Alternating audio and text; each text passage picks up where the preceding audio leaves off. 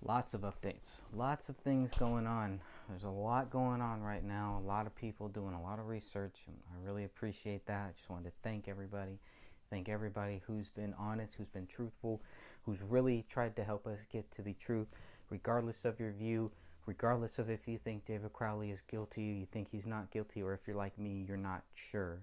I think all of the honest people, all of the good people, all of the good people inside of the Justice for David Crowley and Family Facebook group, and everybody outside, everybody who's commenting, everybody who's trying to contribute to figure out what really happened here.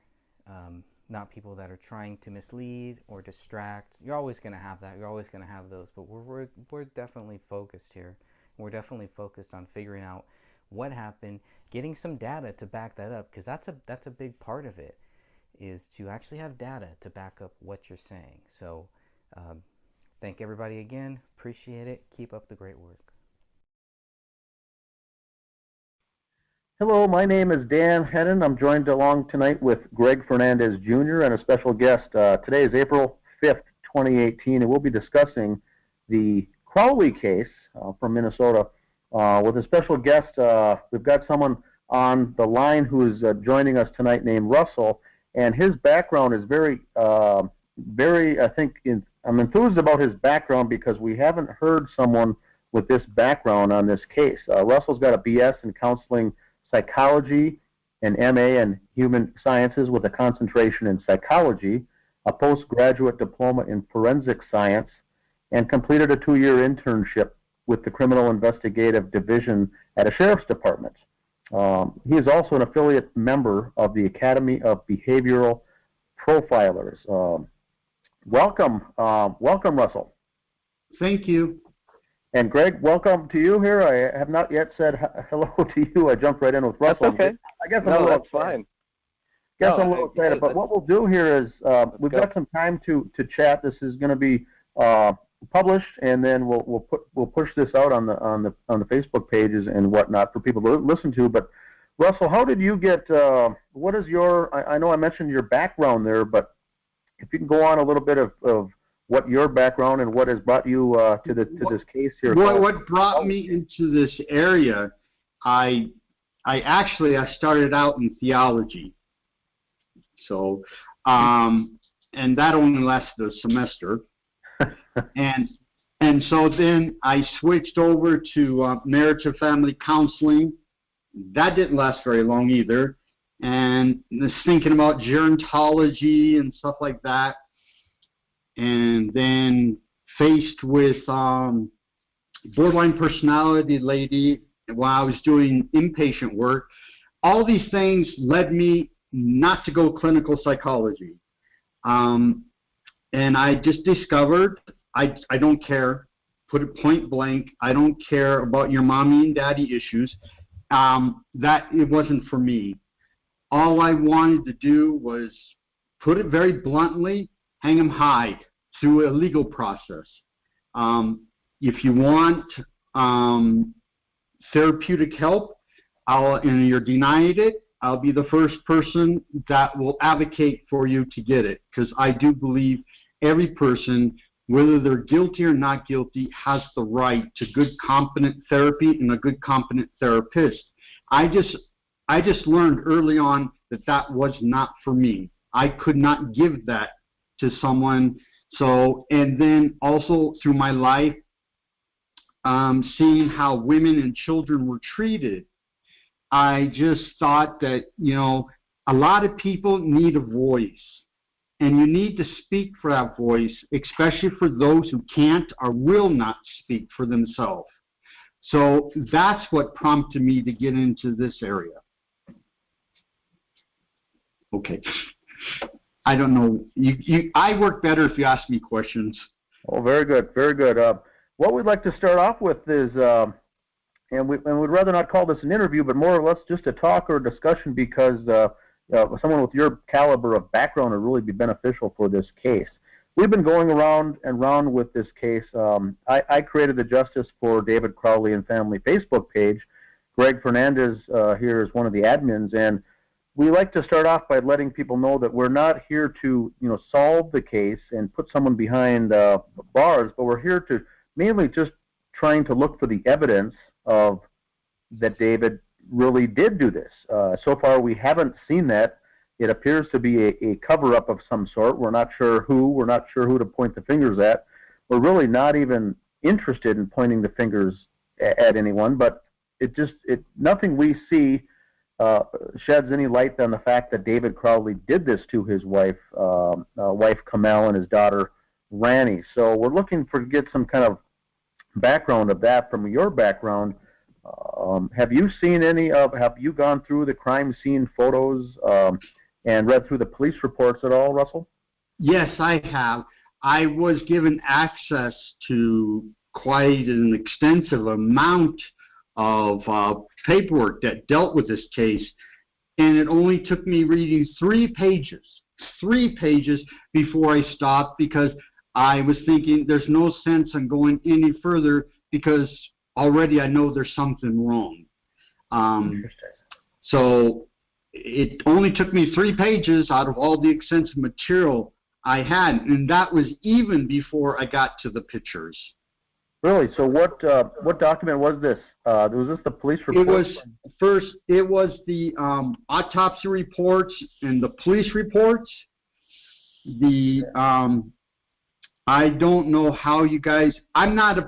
To preface this, I'm not a politically correct person. So if I say anything that is whatever, please feel free to, edit or whatever. But I don't do politically correctness, so I'm not going to tiptoe around this.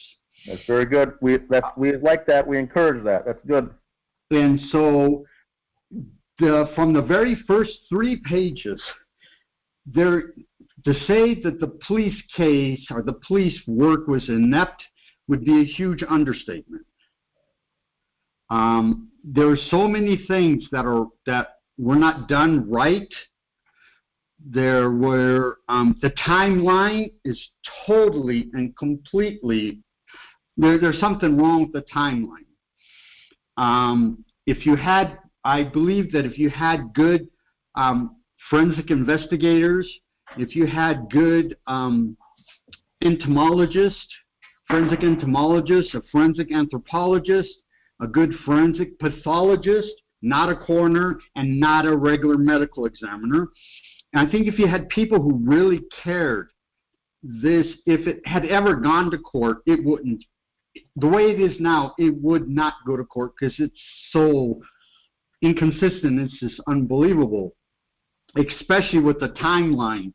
I can't believe that they got away with as much as, and I'm not saying who they are, but that it's got away with as much as it has. And I've never, ever heard of somebody calling for a medical examiner and the medical examiner shows up 5+ hours later. That's no. I'm sorry, that's just no. That's all I can say, that's no. So that was the first thing that caught my eye with that there was something really, really wrong. And when you're reading over the police reports and you're trying to imagine what each of these individual characters or participants or actors in the story are doing, it does not make sense. You have somebody from next door calling, and then you get the idea that it's the police who are taking the word of the person who's calling from next door. I've never heard of that, ever. There are things where people are saying that they looked through the window and they didn't see anything, but yet they see a dog. But yet when you look at the pictures, it's an indicator, a very clear indicator that there was never anything that ever looked out that window. So I'm looking at that, and it just from the get-go, it just didn't smell right. That's all. There was something's wrong.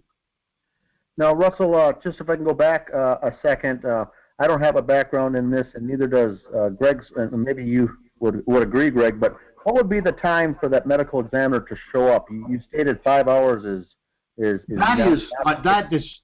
and then it's not only for the time that they showed up, but it's the amount of time that they actually stayed. Okay. That's wrong, because now I'm not saying medical examiners have to show up on every case.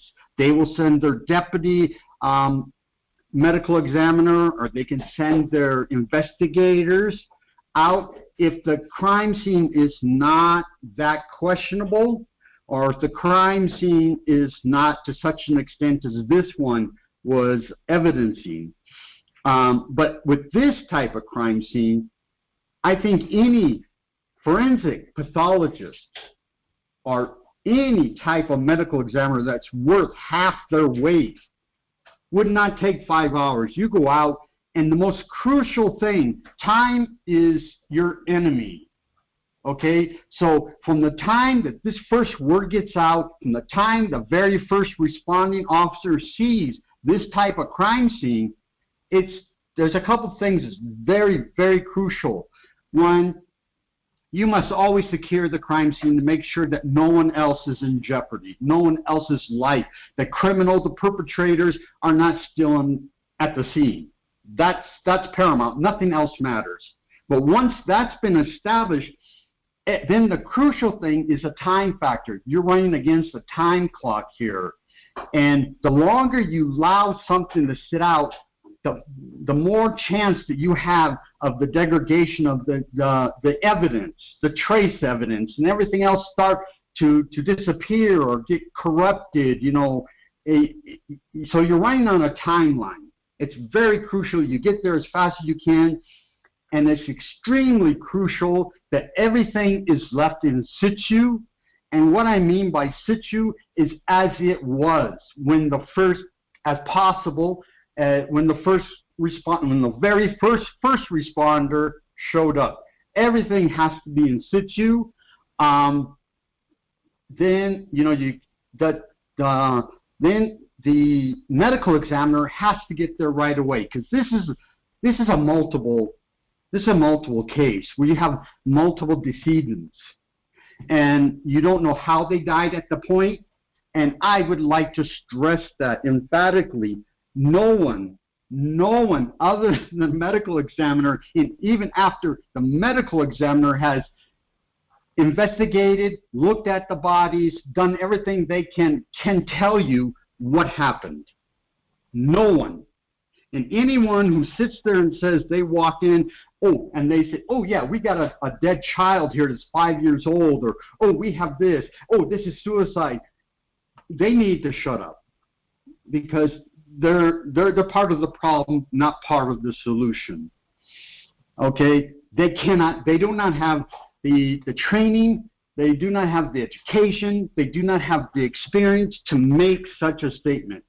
And I really would like to emphasize this, only the medical examiner, no one else, can tell you when to move the bodies, can tell the police when they can start investigating, can say anything about what may or may not have happened at that scene. And that's only after all the evidence is in, the autopsies have been done, all the tests have come back, you know, trace evidence, toxicology, histology, entomology. I mean, all those tests that maybe need done, until they all come back, because that all is added into a forensic examiner's report, and only after that report is done can the medical examiner state this is what the evidence is pointing to. So if that was done, and when I'm reading this report, all that was done way before the medical examiner even showed up. And then for them to sit there, the medical examiner apparently was called sometime around 5, somewhere between 3 and 5 o'clock in the afternoon. Please correct me if I'm wrong. I don't remember the exact time. But then he doesn't show up until 11-something at night. So the thing he leaves at 4 o'clock in the morning. I mean, I don't know about you. I've never heard of that. So, if there's any questions right now before I continue, that would be great. Yeah, go ahead, Greg. Do you have anything? No, please keep on going. Okay, so, and then the fact of the amount of time that was taken by the medical examiner once they did show up is a joke. It's a serious joke. With this type of crime scene, and the amount of decedents involved and all the different things that are in play, there's absolutely no way in my professional mind I can ever see any examiner coming there at the time they did and then around 4 o'clock in the morning leaving. That is unheard of. That's just unheard of. I can't say anything other than that because I will not ever get into speculation. I will not get into conjecture. So it's in my mind, it's no. Okay? Now, Russell, I've got a question, Russell. With 3 decedents in a case like this, how long would it take for the case or the scene to be cleared and the professional cleaners to come in? I would dare to say at a minimum of a day. The bare minimum of a day or 24 hours. I really cannot see it that the whole scene is secured. I'm talking about the scene. The police are never in control until I wish people would stop watching TV. The police are not in control. The only time they are in control is when the first responder gets there. He secures the house, makes sure that the perpetrators are not there. No one else's life is in danger. EMTs are not needed. Paramedics, they're not needed. I mean, but once that's been established, the crime scene, the entire crime scene is the sole authority of the medical examiner, not the police. The police have no jurisdiction. They have no say-so at all. Can they take photos? They can't do squat. And that's reality. The only people that can come in and take pictures is not the police. It would be the investigators from the medical examiner's office, your crimes, your CSI type people. And only when the medical examiner tells them to. Okay, in doing a crime scene, this is the other thing I found that was totally done with ineptness, is that when you have a crime scene like this, unbeknownst to everyone else, the body, or bodies in this case, is the very last thing you look at. You don't approach them. Everything's done in a grid fashion. You do your investigation in a grid fashion, and in this case, you would do it in a circular grid fashion. Okay, you start from the furthest point from where the bodies are at, and you do your investigation, and you work your investigation in a circular grid that will lead to the bodies. So you start from the outside, the police, the investigators, they look for everything on the outside, and you limit. It is very crucial that, and this is something I noticed, it's very crucial that you limit the amount of access to the crime scene. And that means if you're a policeman, you don't need to be there, you're not supposed to be there. You can be sitting outside or standing outside, secure the perimeter or whatever, but you do not have no one go into that crime scene. No one. You limit the amount of people that go into that crime scene, And if you have to have someone go into the crime scene, you always have to have a person that stands outside that takes the names of everyone who goes in and goes out, and everyone who goes in, they follow a very certain pathway that's already been pre-established. You do not walk around willy-nilly. It's a predetermined pathway that each one egresses and regresses. You go in, you go out the same way, and you limit the amount of things. And this is why the time frame is ridiculous, because it takes hours to even, in most cases that were even more simpler than this, it could take hours before you ever get to the body. So you look outside, you go inside, and you're taking pictures, and all that kind of good stuff. You're doing that, and finally, then, and during this time, the only person that is allowed to even approach the decedents before any of this is finished is the medical examiner, because they control the scene. Not the police, not the CSI techs, none of those people. The medical examiner has absolute authority. They go in, and they're the only ones that can walk up to that scene. They're not followed by policemen. They're not followed unless the medical examiner requests his techs to come in and do whatever because the medical examiner has absolute authority. Whatever the medical examiner wants, then those people come in. But only when the medical examiner is done with the body will he release the crime scene to the police. That's when the police come in, and then they can start doing their fingerprinting and their picture taking, because all the pictures of the scenes should have already been taken by the crime scene techs upon the orders of the medical examiner. And I didn't see that. I saw this thing was, according to what I read, it was rushed. And that's a huge understatement. It was rushed. And so if there's any other questions, because it's not something like TV. It's not a matter you go in and all of a sudden the case is solved, and 30 minutes later the crime scene's closed, and the medical examiner has the body in the autopsy room and he's doing the autopsy already. That's not reality. That's TV. It takes hours. And from the time the medical examiner was supposedly have gotten there, only 4 hours? I mean, give me a break. No.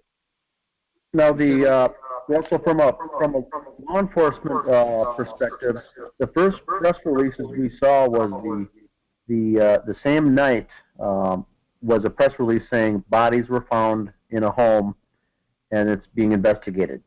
The next night, I think it was this, Greg, suspicious activities. Suspicious 3 bodies are found. On the second day, it was murder, double murder, suicide, most likely killed himself, and the public is not at threat, in danger of a killer on the loose. And then the very next day, it was a double murder followed by a suicide, and tests will be done and months will be taken, months before the forensics will be done. But really, that's the case. It was all basically wrapped up in a nice bow 48 hours after the fact. Is that normal? For that? Go ahead. I'm sorry. Like that? The response are the news in this person's or this professional person's way of thinking was unprofessional and should never have happened.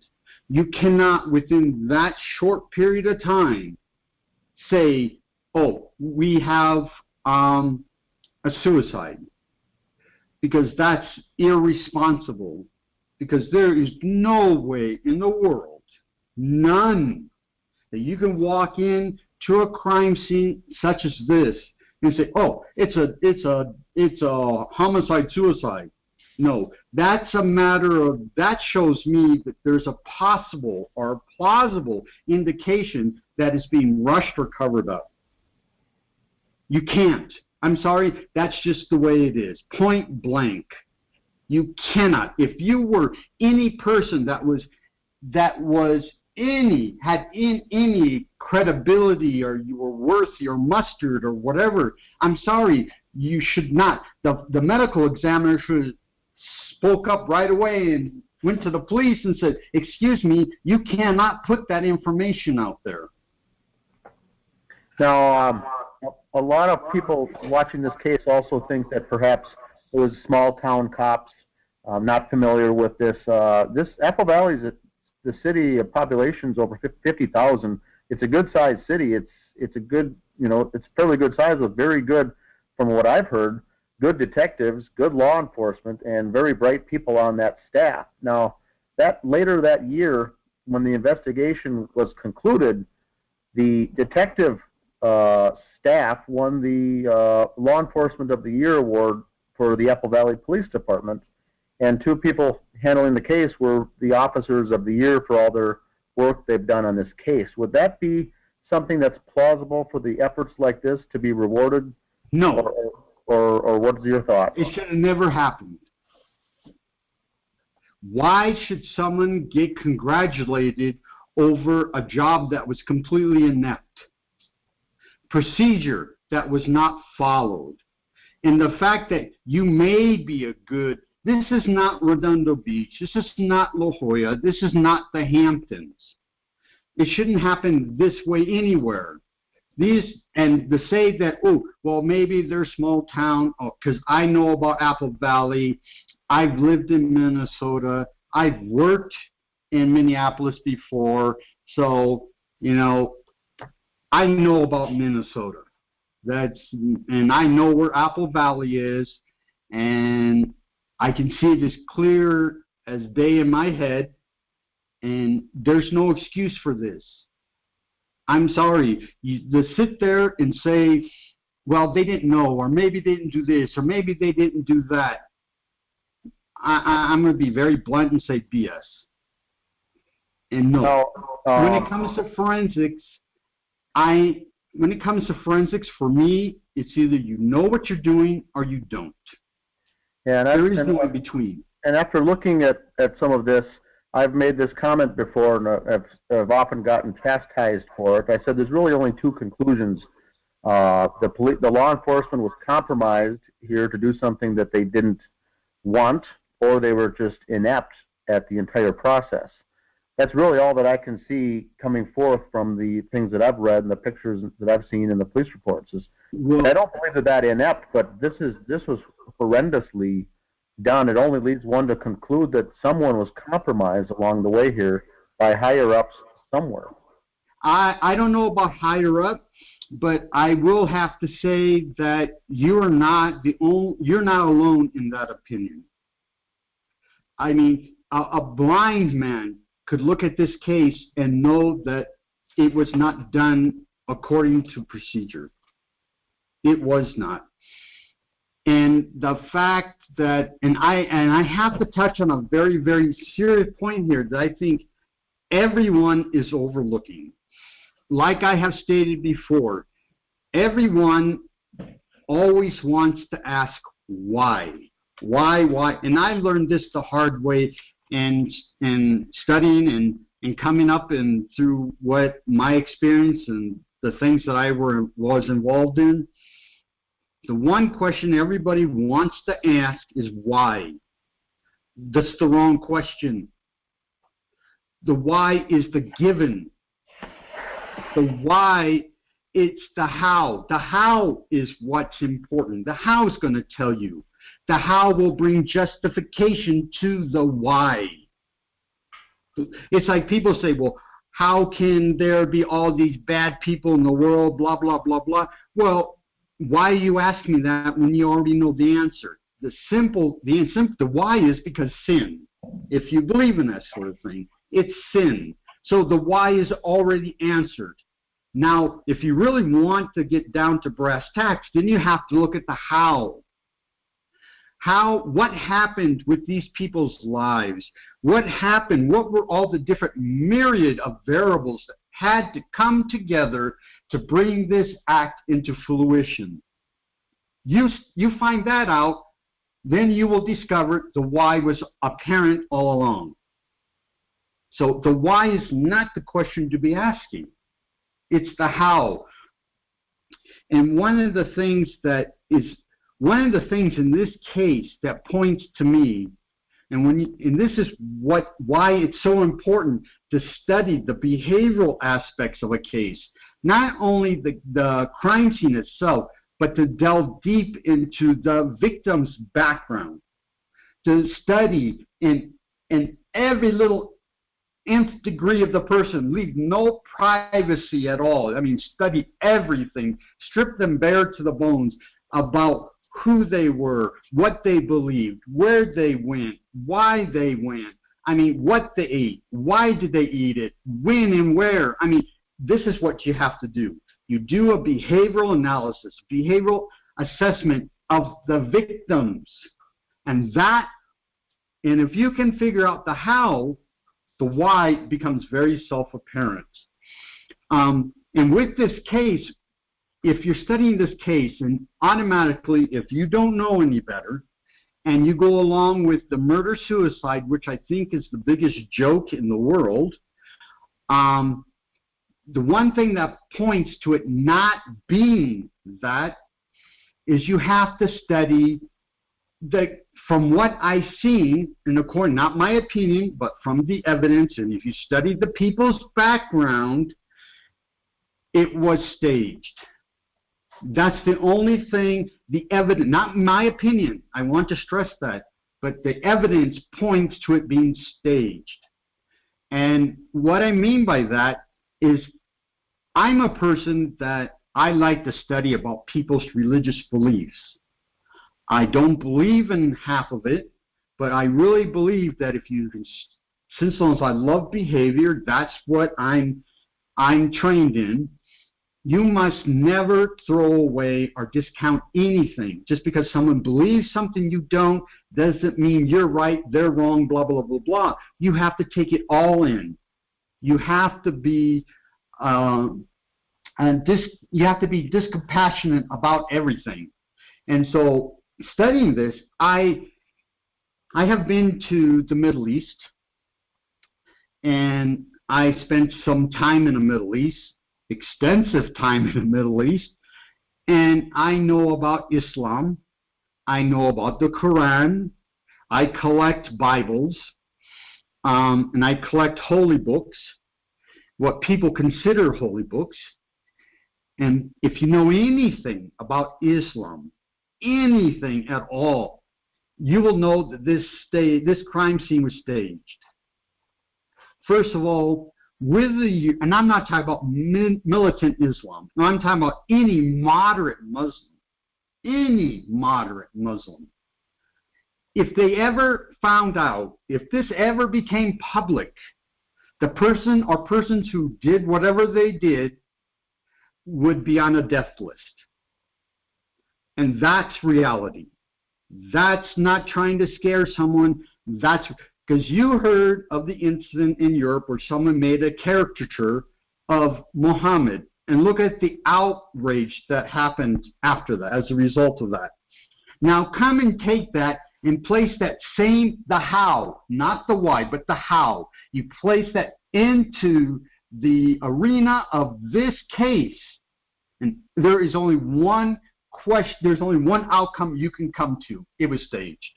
First of all, no one's going to take an infidel's blood and write Allah Akbar on the wall. No one. It's a criminal offense. I mean, I want to cry because the act of this is so heinous. And I want to emphasize, I do not believe in Islam. It's not my thing, but I have to respect their belief, and I cannot discount it in anything. So first of all, no one will do that. The other thing is, no one, I really got to emphasize this, would never rip pages out of a Quran. and throw them around the bodies of infidels. I'm sorry, that's a criminal, that's a death offense. That is a death offense. So that's not going to happen. And the worst, the most heinous thing that whoever this person or persons did was to take an infidel's dead hand or arm and lay it on top of a Quran. That is worse than the caricature that someone drew of Muhammad.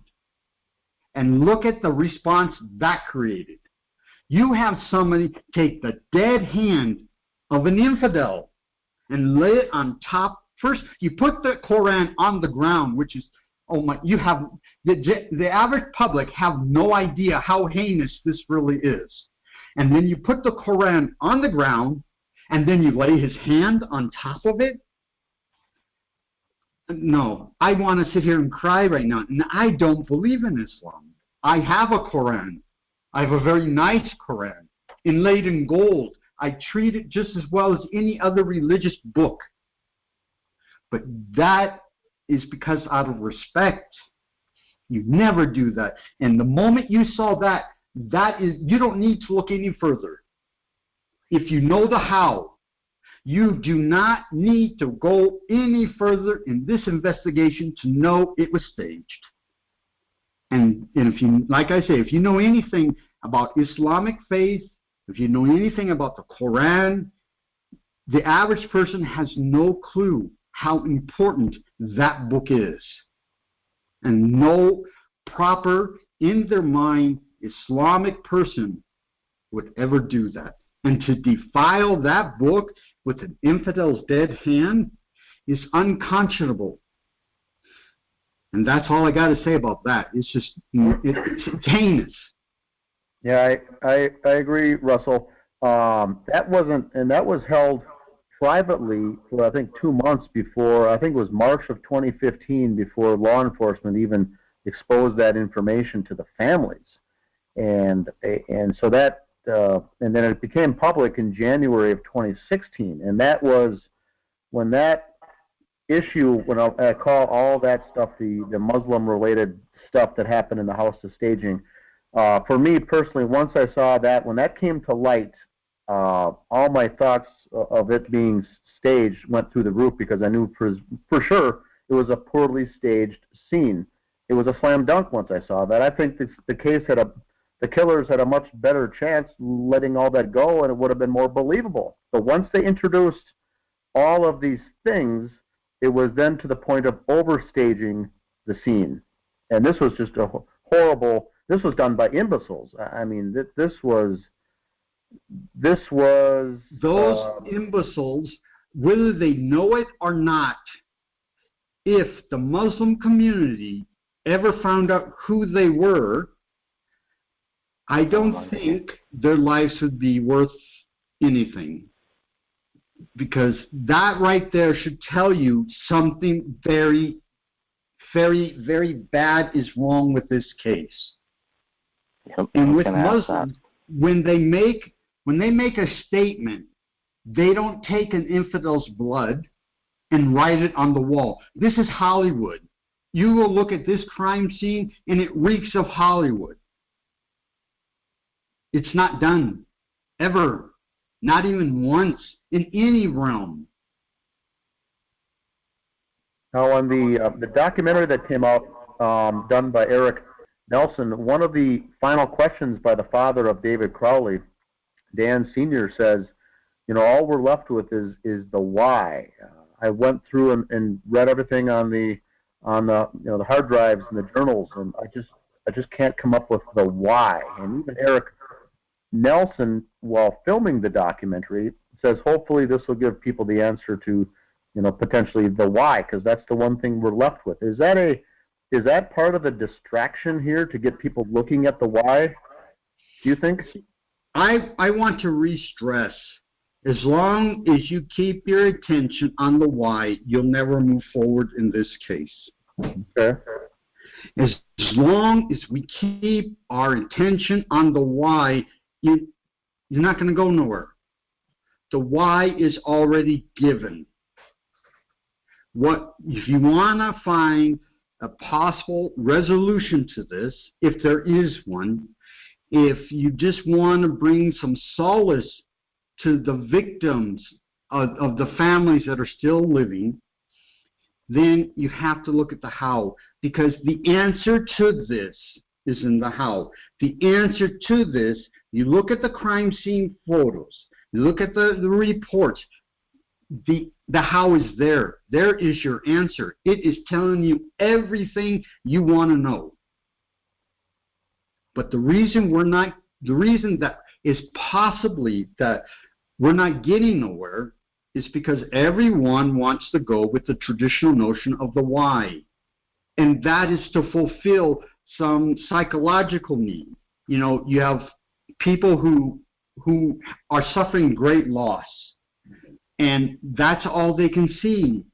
And then other people want to do everything in their power to try to alleviate that. Well, I think we do a huge injustice to those people who are left behind by doing that.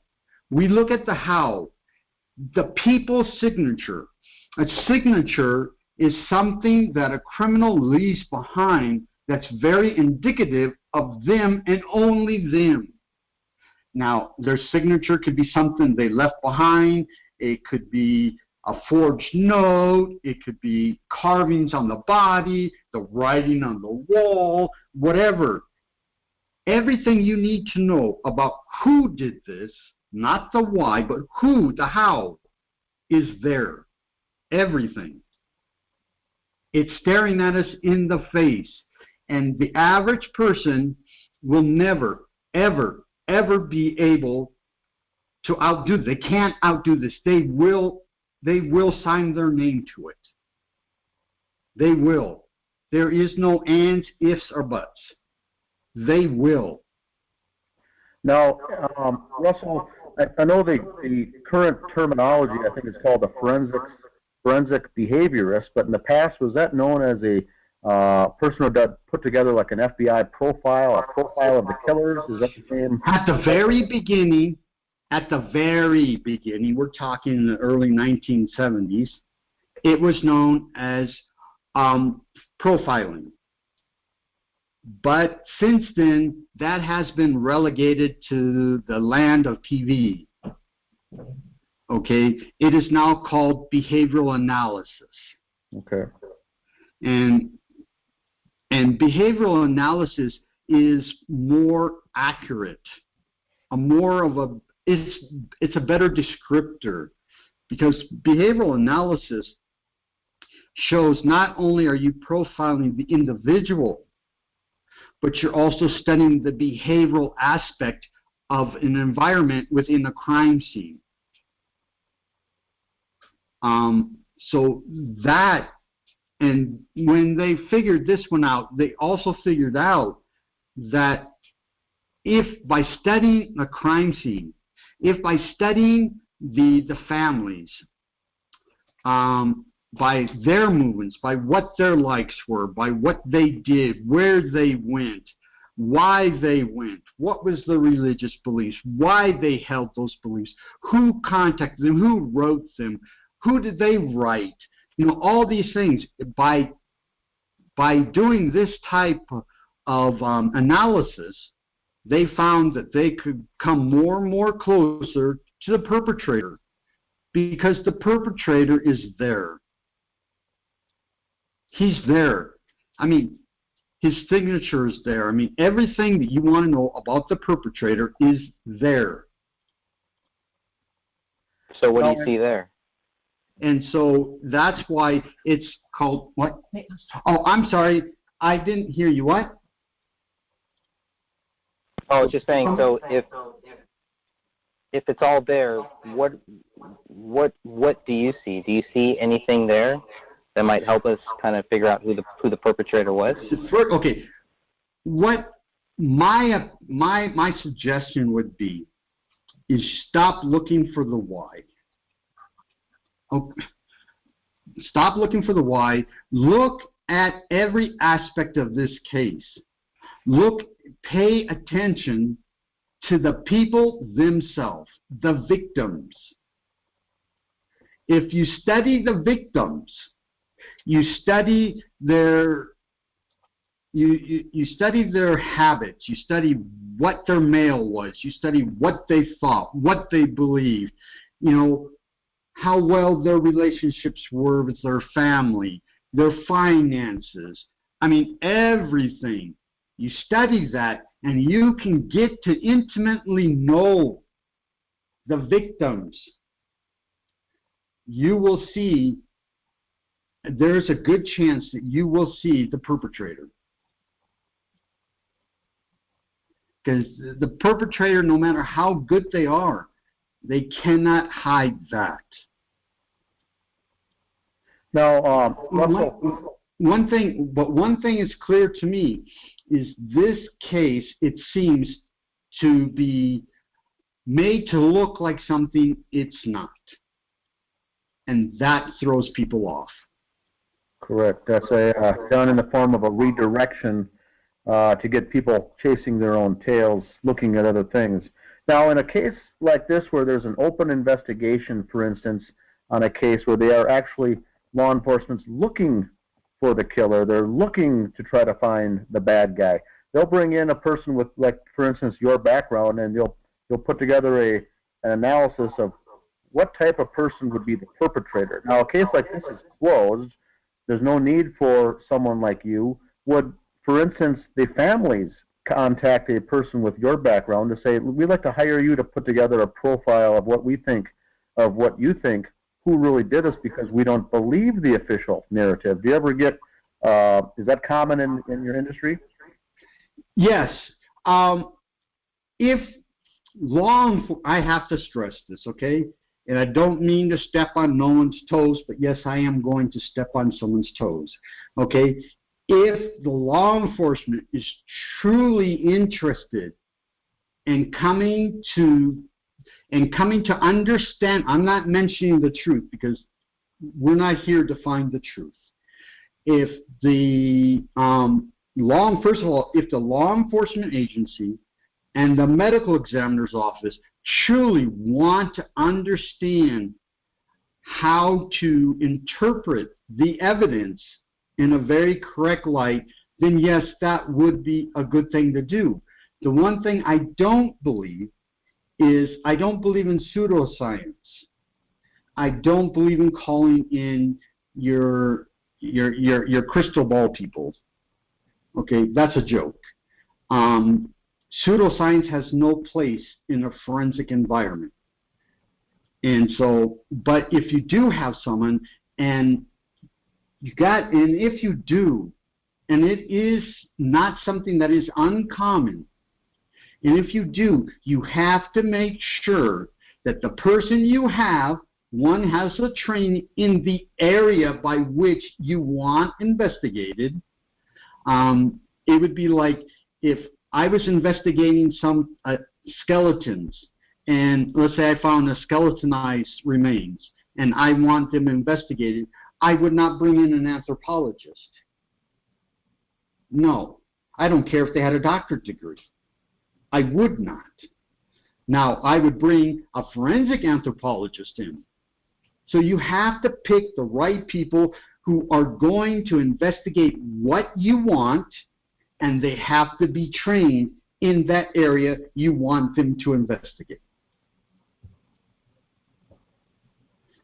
Because you've got a lot of good people out there.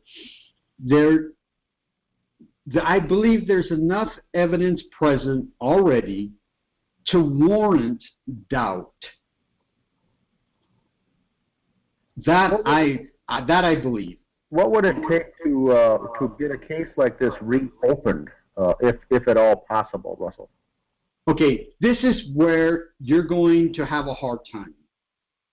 Okay, if there's no interest to begin with, the likelihood of it ever coming to fruition is very little, very slim. You have someone, the medical examiner's office, the police, whoever, they're going to have to take an interest. If they have no interest, it's not more than likely, if probably will not happen. Now, how about the families, David and Kamel's Now, parents? If they were to try to get this reopened, they are, by the way, if you're familiar with it or not, have both families have bought into the official narrative. So I don't see those stepping up to, you know, push for a reinvestigation. But could they explore the option with a person like with your background to at least get some information, or could they get any further evidence if the case is already closed like this? if they so chose, they're the ones that are going to have to choose. No matter what you do, there has to be interest. Whether it's from familial, whether it's from law enforcement, whether it's from the medical examiner's office, whether it's from the DA's office, whether it's from anybody, whether it's the Joe Blow that stands on the street and he's a transient. You have to have interest. If that interest does not exist, then it's more than likely not going to happen. But if the interest did exist, law enforcement cannot tell the family, they cannot hire someone who is a professional, who's trained in this area, who's in there both academically and has a legal purview. They can't. They can't. That's all there's to it. And if the case has already been adjudicated, then it becomes even harder. And if the law enforcement or the medical examiner puts in a lot of pressure for you to stop or for the family to stop, then someone needs to take a step back and ask, this is the only one time you need to ask why, is why are they doing that? Correct. It would be an indication that they did not want to come to find out what the real evidence is stating. Now we've got a large group on our Facebook group called Justice for David Crowley and Family and it's nearly 2,000 members in this group. Even though we have no connection to the case, the members of the group, and we're not even family, could we gather up and do a fundraising campaign and hire a person like you to get a profile or an analysis of who more than likely was behind this? If you ask the family, can we do this for you? Because in the end, when everything's said and done, if the family didn't want it, then law enforcement's going to say, I'm sorry, whatever you come up with, it don't mean nothing. That is the sad reality of the situation. You can sit there and spend all your time doing all the research, doing all the work, and if the family does not agree, they do not want to go forward, then any DA, any medical examiner, any law enforcement is going to go along with that because they're not going to put their necks out there. But does that mean if they try to stand in our way, or does that mean that that we would only have to go through the family? If the family says no, then there's nothing you can do. You can go and do all the investigative stuff you want. Now, if you find criminal negligence, if you find evidence of criminal negligence, then you are responsible to, and you are liable for that evidence, and you hand that evidence in. Now, you cannot act on that evidence. You can get yourself into a lot of trouble. But if you find evidence that something really wasn't quite right and is backed up not by hearsay, not by the truth, but by evidence, then, and if the family doesn't want to listen, if the law enforcement doesn't want to listen, then you hand it in to the state's attorney or the attorney. If he doesn't want to listen, the only thing you can do is bring the evidence and you put it into the purview of the public.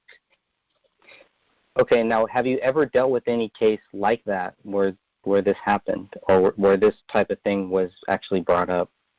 No. Have you ever I heard think- of anything like Yes. But this will happen. This is where you really, really have to pay attention. You have to dot all your I's. You got to cross all your T's. And if you have any armchair lawyers or space cowboys in your group or whatever, you want to leave them out. Because it will go nowhere. Because what they're looking at, and I have discussed this with other people, whenever you're dealing with a case, the evidence can never be attacked, not directly. The evidence is what it is. It's not biased. It doesn't believe in the truth. It has no self-serving agenda. It's not for one person or another. It is what it is. And that's what scares people about the evidence.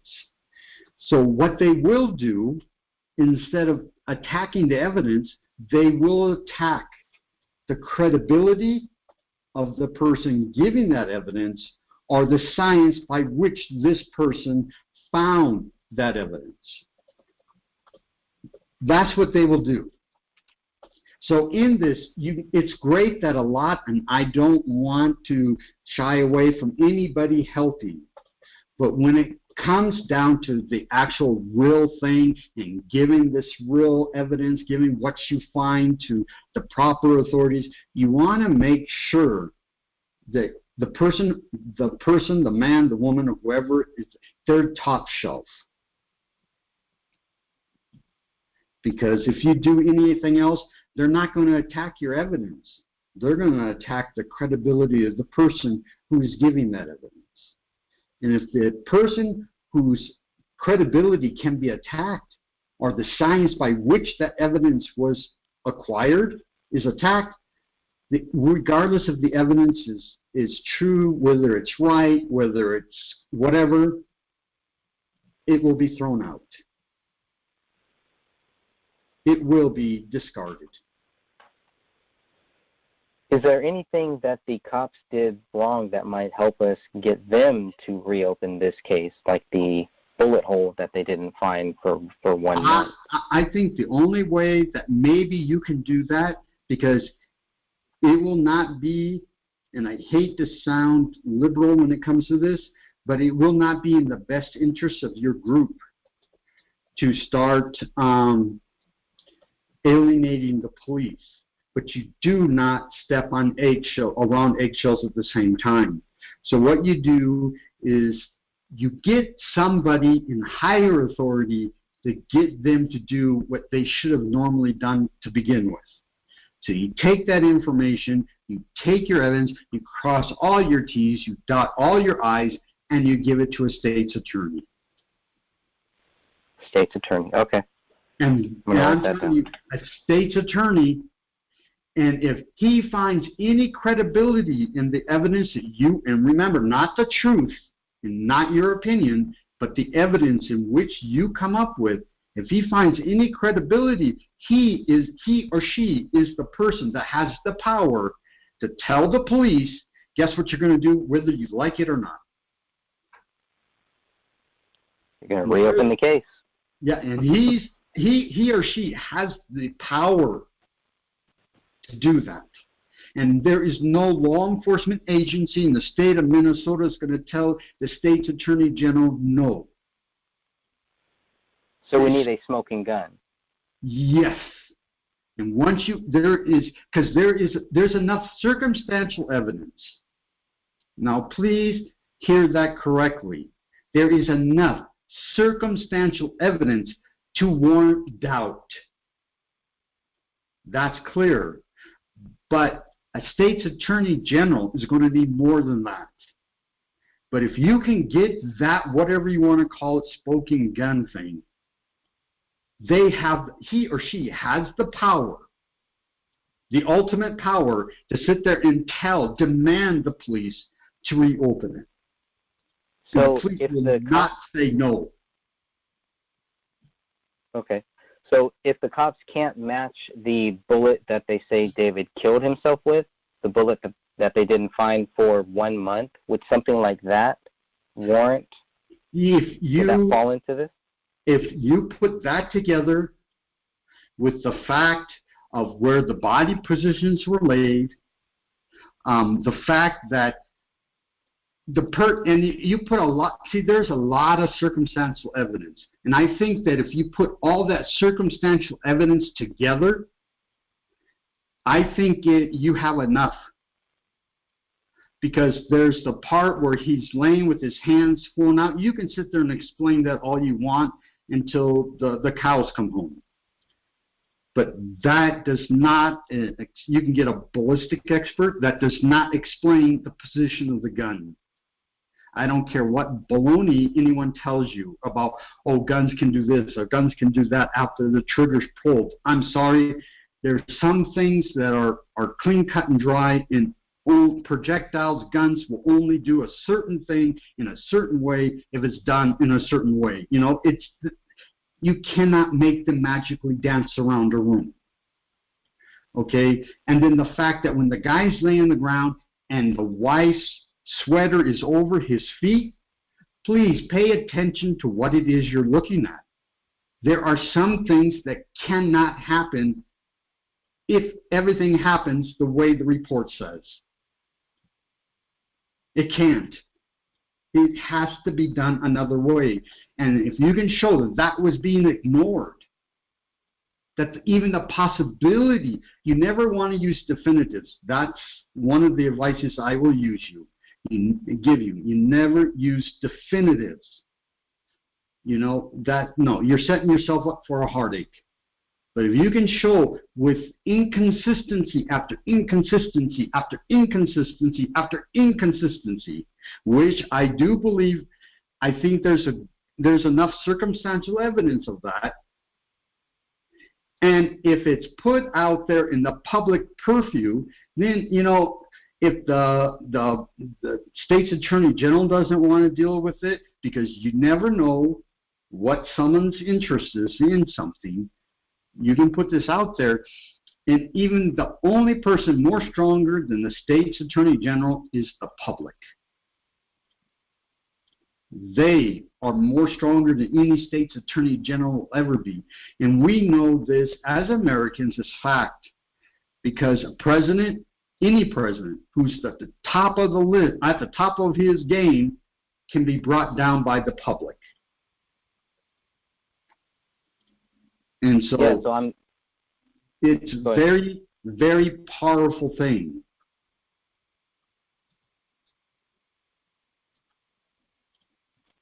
So I'm looking at the Attorney General there, Lori Swanson. So is that the person? I don't know who the state's Attorney General is from Minnesota. Yeah, her name is Lori Swanson. But so it sounds like that's... If you bring it to her, you must know that you have got to have your best people, your top shelf people on it. You got to check your information over and over and over again. Make sure everything's concise. Make sure everything is consistent. And you give that to them. Because just pretend that you're giving some type of proposal or something to the President of the United States. You're not going to wing it. And if things are so clear that there is no way that you can ignore it, that's what you want. Okay. And the only thing at that point that would stand in our way, let's say we get everything set up, right? The only thing that would stand in our way would be the family wall. Some say, sound like it would just take one side of the family to say, yeah, we don't want you to investigate in this.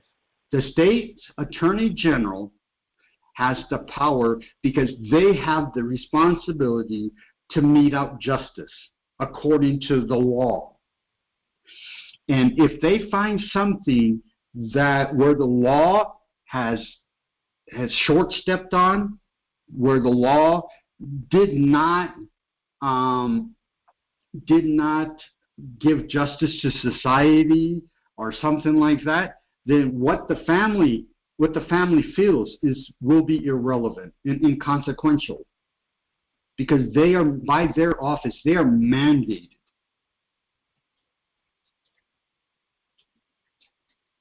So, Greg, it's irrelevant about the families if you go to the state attorney level. Okay. I didn't cool. hear you. Got it. I just wanted to confirm, Russell, that it's even if the families do not agree, you can still take it to the state attorney and move it forward there and have them review If the evidence is of such a nature that the state's attorney general warrants that the crime, that the investigation be reopened, because there has been examples where, generally speaking, because of religious beliefs, because of social beliefs, because of taboos or whatever it is, there have been cases where decedents have not been autopsied, where they're not cremated and all this stuff.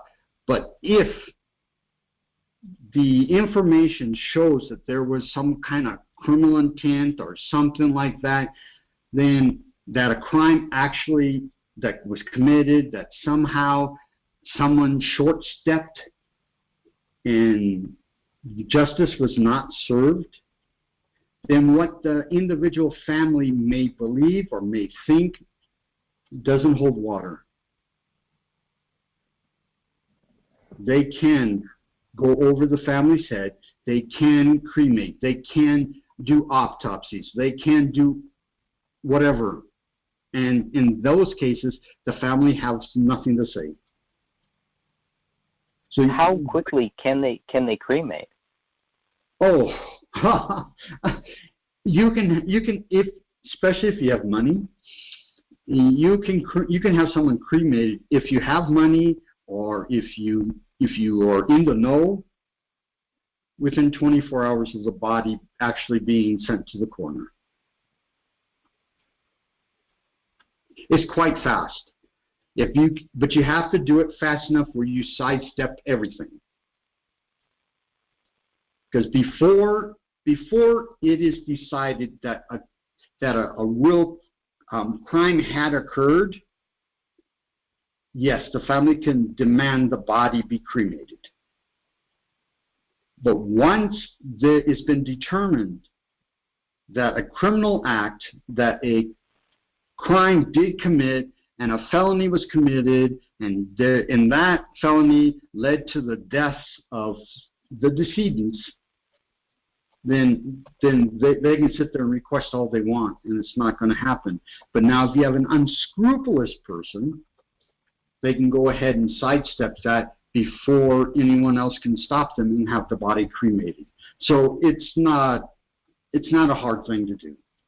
Well, now could they do that for all three bodies? Because yes, only 2 of those 3 bodies were actually cremated. So is there a way that they could say, hey, I just want to make sure these 2 bodies are cremated? It seems odd. I mean, if you are a forensic pathologist, or you're just a regular medical examiner of any weight, that would seem, I would question that. Now, whether or not you can go against that legally, that's a different story. Because they cannot just decide arbitrarily or unilaterally, well, I don't like the way you asked that, or I don't like your request, so I'm not going to let you do that. No, they can't do that. Even though they may think this is odd. This is why it's so important, and I like to stress that, it's so important to make sure everything's done right the first time. Because in forensics, there is no do-overs. You cannot go back and have a second chance. Now you can go and you cannot recreate the evidence. You cannot put everything back the way it was.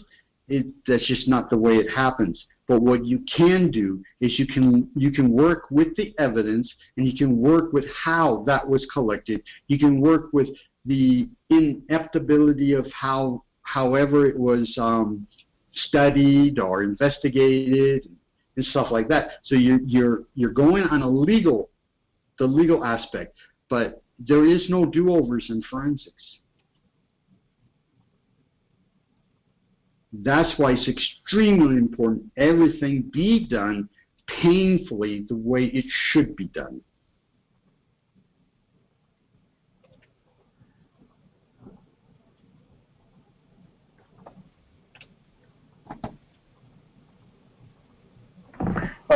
Russell, by going through the crime scene photos, were there any that jumped out at you in particular that you can remember that helped with your decision and your view of the case that others may want to be interested in by looking at here? Yes, I would say the biggest things that is the Islamic stuff. I would have to say that and the picture of the bay window, and take a look at that picture, and you will see I think it was the medical examiner's van or the CSI van or whoever it was out front, and take a look at that picture and just imagine that picture in a dog being seen at that front window. Imagine how that would be. And after you imagine it, then go back and look at the picture. What you imagine, what should have been, isn't what you're seeing. So either someone's outright lying, or they're lying by what is that called?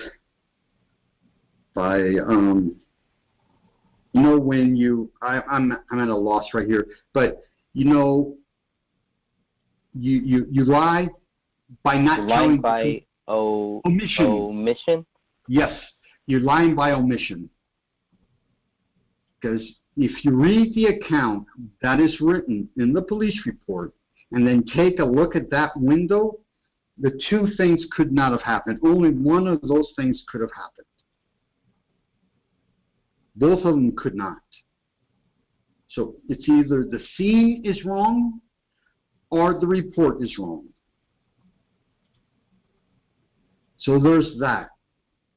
There is the photograph of the man laying there with or the report of the man laying there with the wife's sweater over his feet. What should have happened, what happened, and what was written to happen are completely different, and that should not be. That should not be.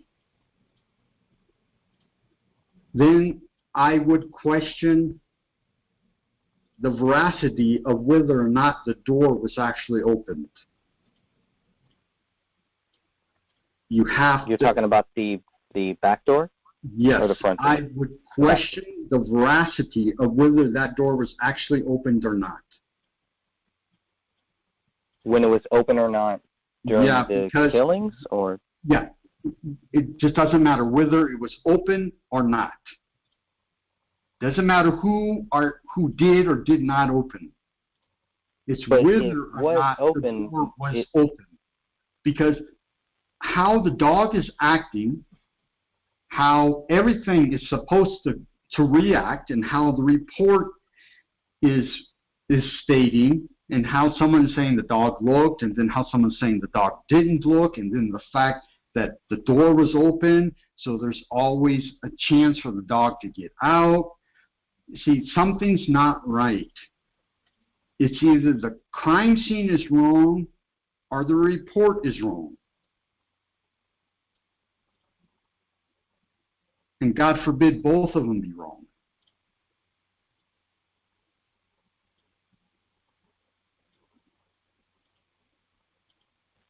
Well, I mean, we do have photos of the back door open and closed, so that was another thing of why the police took photos of the rear slider both open and close. But they did that with other doors, where they would show they take pictures of doors being open and doors being closed.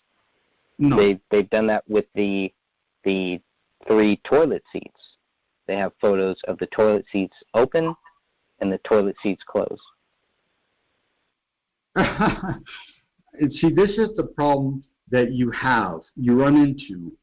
And here's the problem. You go in while everything's still in situ, and you take pictures once, and only once, of everything. You take pictures. You do not worry about the amount of pictures. You over-picture everything. And that should be it. Those are the pictures that should be turned in as evidence. You don't go back and take pictures again. I try to stress that to my students. And this is something people really got to get into their mind. There are no do-overs in forensics. There is no second chance. Everything's done right the first time. And it's those pictures and only those pictures that should be submitted as evidence. Now, if they're taking pictures of a toilet seat up, and then somebody goes back and takes a picture of a toilet seat down, there's something not right there. Because was the toilet seat up or was it down? It doesn't matter if it was up or was down. It's got to be either or. It can't be both. But is there any reason for them to take those photos? Just to show what it looks like open and shut? No. Because unfortunately, this is the other problem with TV. TV just does such a bad thing for this. Everything in situ, the very first time. Pictures are taken of everything. Now, the only time that I could see them closing the toilet seat and taking a picture of it open and then closing it to take a picture is if they found trace evidence, or they found bodily fluid, they found blood, they found something that was on the back of the toilet seat. Then, during the first time, there should not be a huge time disparity between the pictures. Okay? And so then they would take the picture of the seat closed, because you have to close it because you have to get the pictures in situ. I mean, that's all there's to it.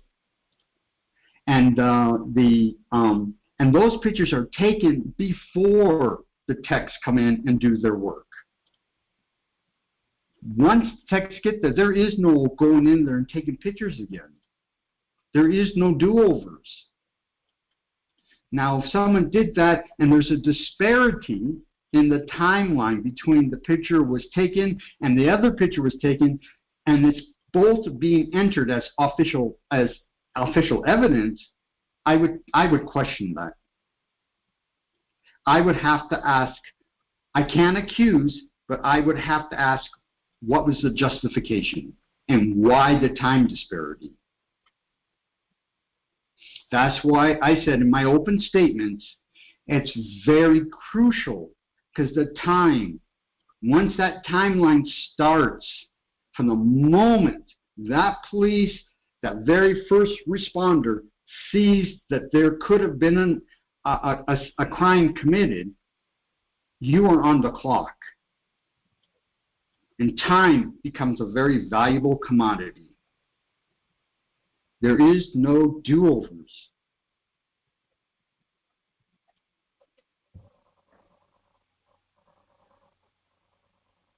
Well, I want to thank you, Russell, for your time tonight, because I think this has been a very enlightening discussion. Greg, do you have any other further questions or anything else you can think of, Russell? No. Yeah, I don't have anything further. If you do, Greg, and if not, I think we can wrap it up. But this is very well done. I appreciate your time speaking with us tonight. I know it sounds corny, but this is why I live. I'm very passionate about what I do. I don't love it and I don't like it. That to me is tantamount to a hobby, and hobbies have no place in forensics. I'm passionate about this. So. Very good, very good. Well, appreciate your time, and can't thank you enough. That's really appreciated. It's awesome. All right, Greg, I think we can wrap up. You can shut up the recording, and what we'll do is publish this, and people can listen to it at their leisure here in the future. But thanks again for your time. We really appreciate your time, Russell. Anytime, because this is what I live for. All right, thank you. Thank you, bye.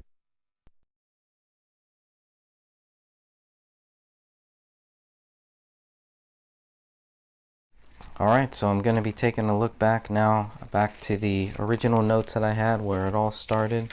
When we first got the 94 pages of police reports and the 464 photos. So the first note I have is a total of 9 officers/detectives involved in the investigation. This was reported at 12:56 p.m. on January 17, 2015. Police arrived on the scene at 13:04 p.m. And then the scene was cleared. According to my notes here, the scene was cleared at 17:09. Okay, so I have a note here on page 3. Officer John Broughton wrote in his report that Judy Prochnow discovered the bodies after going to check on the family and packages that were left on the front doorsteps. Judy saw the bodies through the front living room window. It's page 3. Now we know that Colin Prochnow was actually the one who found these bodies, who first called in these bodies. So if you were just to read this in a certain way, you might interpret it that Judy Prochnow found the bodies first, when we know that's not true. Colin did. This is interesting. John Broughton did not see any other fresh footprints in the snow other than animal tracks. And the question was, whose animal tracks is Officer Broughton talking about on page 4? Now, what type of animals would be in that area? Over here, of course, cats, right? Cats, dogs. We have the raccoons here. We have skunks here. We have other critters here. So when they say animal tracks, that to me doesn't... It could mean a lot of different things. Okay, Broughton also says that the patio door was open slightly 1/4 inch. Not locked or secured with a bar lock. Still page 4. Let's see, the only light that was on was the dining room light. Still page 4. The Christmas tree lights and other strings of Christmas lights were still lit. So this also was like a little head scratcher when I first read it. I was like, okay, so they're saying there's only one, the only light on in the house was the dining room light, yet the Christmas tree lights and other strings of Christmas tree lights were still lit. So it wasn't just the dining room light, there were other lights that were on too. That's pretty much what it's saying. The Prochnows told the police that they had very limited contact with the Crowleys, who almost always have their drapes pulled down on their living room window. They thought it was unusual that the drapes were up recently for such an extended period of time. The Prochnows believed they last saw the Crowleys just before Christmas. Still page 4.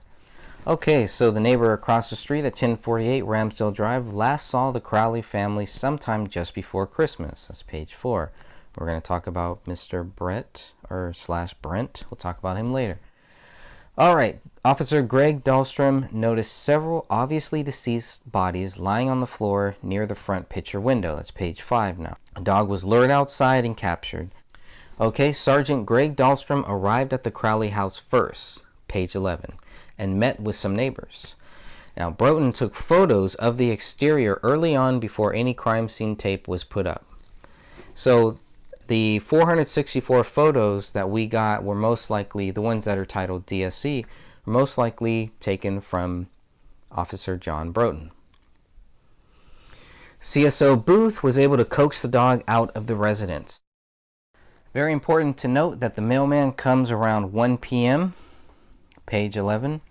So we kind of get a good idea of about what time the mailman might usually show up, about 1 p.m. Lorraine Tuppy, living at 1047 Ramsdale Drive, told police that she hadn't seen the Crowleys in over 3 weeks. Colin Prochnow came over and asked if she knew where the Crowleys might be. Tuppy stated that she thought they had possibly gone to Texas for the holidays and just weren't back yet. Page 11/12. So she knew that the family, so Tuppy knew that the Crowleys would go to Texas, and Tuppy also had David's phone number, one of David's phone numbers, I think one of 4 phone numbers of the Crowleys. So I thought that was very interesting when you couple that with the fact that if you look on David Crowley's bulletin board in that back room, kind of by the kitchen area, next to where the bookshelves are or whatever, you can clearly see, somebody pointed this out, you can see Colin Prochnow's number is pinned to that bulletin board.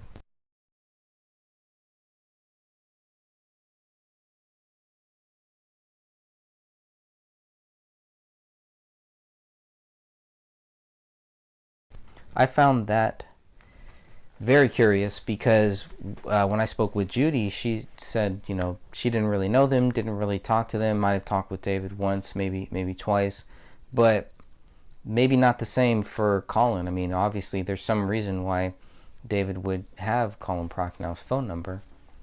At least I would think so. So that was interesting to note. But yet, it doesn't sound like Colin or Judy had David's number that Tuppy had. So I found that very curious too. All right, then we go down to Tara Becker, and she reports that Colin Prochnow said that he heard and saw the dog inside of the Crowley residence early this morning and thought it unusual since he had not seen anyone come and go from the Crowley residence. He conferred with his wife Judy, and she made mention to him to check and see if the Christmas presents that were on the front stoop were still there. It's page 12. Colin then went outside and noted that the Christmas presents that they had observed being on the front stoop on January 10, 2015, when they left to go to the airport, were in fact still on the front stoop today. So from January 10, 2015, till the bodies were found 7 days later, January 17th, those presents were there. There's no indication that they noticed, that anybody noticed those presents being there before that time, before the 10th at the very least. Now, we will also note that the neighbor across the street, Brent or Brett, however you want to say it, the one who lived at 1047 Ramsdale Drive, right across the street, looked at David, saw him, from what we're going to read here. He said that he didn't notice those presents on the front stoop until January 17th. So, not very nosy neighbors, which is a very good thing. It's not a bad thing. Okay, Colin Prochnow also observed that the presents were actually scattered about, and he picked them up and stacked them back up. Colin then checked inside of the front picture window and observed what he thought to be dummies. Colin stated he now knows that they were the bodies of the deceased, but first he thought that they were dummies or some type of props that were left in the residence to appear as though they were home when they weren't. After looking inside of the residence, Colin then went back to his residence, told his wife Judy about what he had seen, and then she confirmed that they were deceased persons and immediately called 911. It's page 12. So we're back to the whole dummy thing, and that was one of the first things. I think a lot of the early conspiracies and, you know, the theories that the government killed David, or that they were in a witness protection program, or that it wasn't really them, was based on this. So you have Judy in the 911 call jumping the gun and already, you know, calling 911 and saying, I think there's a murder or a suicide here, which is kind of strange. And then here you have Colin, you know, from what he's saying, and he's being very honest here. He did not have to say that he thought that they were dummies at first, but now he realizes that they weren't. So maybe that's because in his 911 call, that's what he said. He said he saw what looked like dummies. He's later corrected on that. But I think that was a big point, because how could these, if you look at the way that the bodies were kind of laid out, there's no way that you would look at that scene and think that these were some type of props that were left in the residence to appear as though they were home when they weren't. That was interesting. Now that could be the police putting words into Colin Prochnow's mouth, kind of just going through a summary. We need the actual statements, the actual quotes. That's what we need. All right, still on page 12 now. It was December 9th or 10th when Colin woke up between 1 a.m. and 2 a.m. to the sound of gunshots. Page 12. He checked out the back of his residence and thought it was fireworks. He thought the gunshots came from the area of the Crowley residence. Now, if you read on page 12, you'll see, well, first, Colin Prochnow says kind of maybe towards the end of December, he's asked to kind of narrow it down. He comes down with maybe the 9th or the 10th. Okay, and this is one of the things, this is one of the big things that the media picked up on here. Is in September of 2014, Colin noticed a big change in David's appearance sometime in September of 2014. Most alarming to him was that he observed that David only dressed in army fatigues and had shaved his head into a style of a mohawk. Colin indicated that they never had a conversation about his appearance change, but they still had friendly contact after his change in his appearance in the September-October months of 2014. Page 13. So it's almost like nothing here, but if you were to read the media reports, those first ones, this was a big thing. They really pointed this out. They were really trying to paint David as well. He had this mohawk, like the guy from Taxi and or Taxi Driver. Okay, there was another neighbor on Ramsdale Drive, Ann Hickson, and Hickson noticed that there is a certain light or candle that has come on every day since Christmas. Page 13. So maybe it was on a timer. Maybe these lights were on a timer. What is this certain light or this certain candle that comes on every day? I'm gonna guess and say, is it possible that it was the Christmas lights that weren't lights? There's only one light, the dining room light, but these Christmas lights, were they on a timer? So I haven't seen a timer in any of the photos that we've seen yet, but it might be good for us to keep an eye out, see if there's any evidence of any timer that might show why certain lights would come on at a certain time. So we have Brent/Brett, who lived at 1048 Ramsdale Drive, across the street. His window faced the Crowley residence. And when the police went back to speak with him, he was no longer there at the residence. So that was another question. Okay, what did police talk with him about? Why was he no longer there? More so, why did police need to even follow up with Brent/Brett? Well, Brent/Brett is the guy who looked out the front window, looked directly into David's front window, and saw what he thought was David, according to the police reports.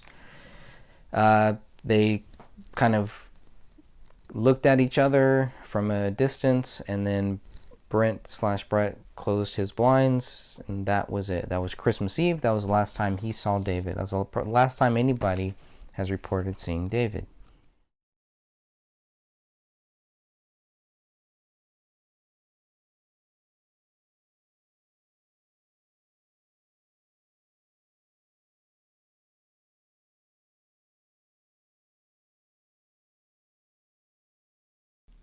John Broden is the third officer to arrive on scene.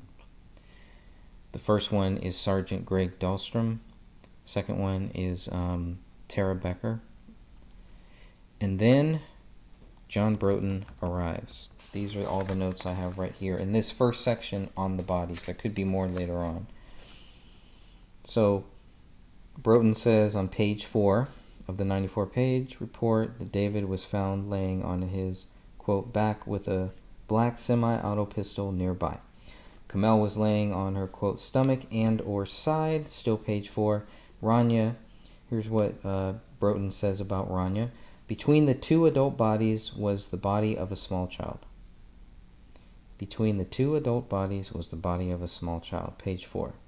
Okay, now we're kind of jumping around here to page 22, looking at Tommy Booth and what Tommy Booth said. That Rania, quote, appeared to be in a later stage of decay and was missing her right arm. Page 22. Still talking about Rania, the head was found in between the legs of Kamel pointing west. Page 22. Rania's right arm was missing from the body. She was in a later state of decay. We covered that. Just reading my notes here. Kamel was pointing west, chest down on the floor. Her head, quote, could not be seen on the initial view. She also did not have either hand. This is page 23 from Tommy Booth. As far as David, it says laying on his back with his body point toward the east and both arms spread outward from the body was David Crowley. David Crowley was missing his right arm, quote, black semi-auto handgun, several inches from his left hand. Page 23. Small portion of his rear skull still attached to the spinal column, but a large portion of the head was missing. Page 23. Blood on the flooring between the dining room and living room. Still page 23. They found a Mac laptop open on the kitchen counter, plugged into a power source. There was a thermostat, right here there was a thermostat at 68 degrees in the hallway. There was a thermostat that was set to 68, to hold at 68. So it was no more than 68. I think we can at least agree on that, right? Quote, some small spots of what appeared to be blood in the area. So in that area where that thermostat is, still page 23. He also writes that there was a small amount of marijuana on top of the dresser. There was a small gun safe on the nightstand next to the bed. Still page 23. The safe was open. Set of keys inside. Semi-auto magazine loaded with .40 cal hollow point bullets. Closet of the master bedroom. Large green footlocker with a padlock. Page 23. One of the lesser known things that I've really looked into is that picture of the footlocker and what's in that footlocker, the green footlocker.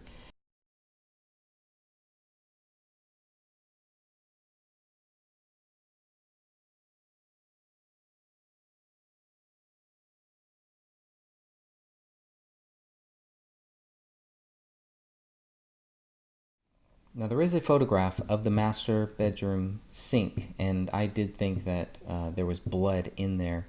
I do believe that I'm wrong. I think a lot of other people are right that it's not blood in that master bedroom sink.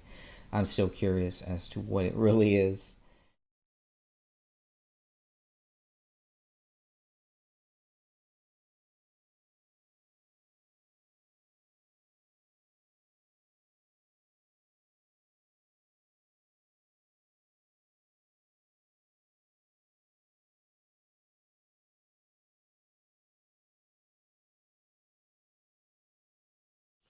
So the bedroom, office, on the south side of the residence, page 23, there's a love seat, a desk, Apple computer on desk, file cabinet, notepad and pen, kind of a to-do list is what I have here.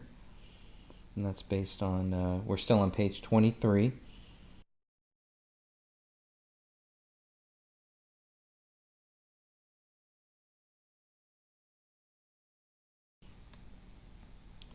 Okay, there was paper that had blood on it, and it said, quote, open the Rise most recent version. Submit to Allah now. Still on page 23. Then we're going to go to page 24, where he's talking about Rania. Entry and exit bullet holes into the skull of the child. Okay, so this was noted because he found entry and exit bullet holes into the skull of the child. And because he said holes, so I was like, oh, so she was shot twice? What's going on here? Why is he saying holes? But he could mean the entry hole is one hole, exit hole is another hole, two holes. Holes. In the skull of this child. Still page 24. So, I'll go with that. I do wonder where that bullet ended up.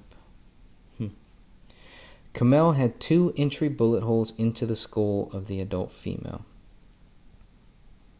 As far as Kamel, there were 2 entry bullet holes into the skull of the adult female, still on page 24. Doesn't say anything about exit wounds here.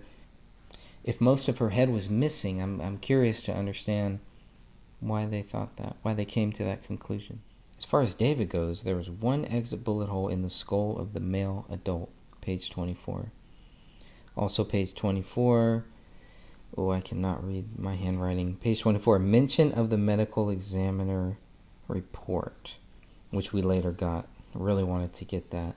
So on page 24, it was mentioned, and I made a note of that. David, when found, the majority of his head was missing. Okay, so now we're jumping down.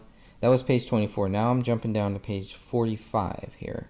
Page 45 is written by Brian Bone, 1/21/2015 at 11:54 a.m. The majority of David's head was, quote, missing, and, quote, only the back part of his skull still in place. Page 45. Only the back part of his skull was still in place. The upper spine was also exposed. Oof, gruesome. Left hand was in place. Right hand was missing. Page 45. It said he was barefoot, pants, shirt, top of body facing east, feet facing west. Page 45. Still page 45 now. Kamel, the majority of her head was missing. Only the back lower part of her skull was still in place. Page 45. So how do they see 2 entry bullet holes with most of this head missing? Has to show. It has to. We can imagine. Both hands missing. Page 45. Both hands are missing. Pants, heavy socks, corset, page 45, and a shirt. Doesn't say what shirt she had on. I think obviously she had a few shirts on, but one of the shirts that she had on was a Gray State shirt. She was wearing a Gray State shirt. Top of body was found facing west. Feet facing east. She was on her stomach. Feet spread apart. Body of Rania was, quote, lying partially between her legs. Still on page 45. Still on page 45, now we go to Rania, where Brian Bone reports that Rania's entire right arm and shoulder socket are missing. Body is found on the left side. Head is facing northeast. Feet facing southwest. Sweatpants, short sleeve or short sleeveless shirt. Page 45. For David, the gun was found on the left side of the male's body to the south by approximately 1 foot. Still page 45. The gun was loaded with a round in the chamber and a magazine inserted into the gun at the time of its discovery. Bullet was also found downstairs in the basement ceiling wall, which was directly below.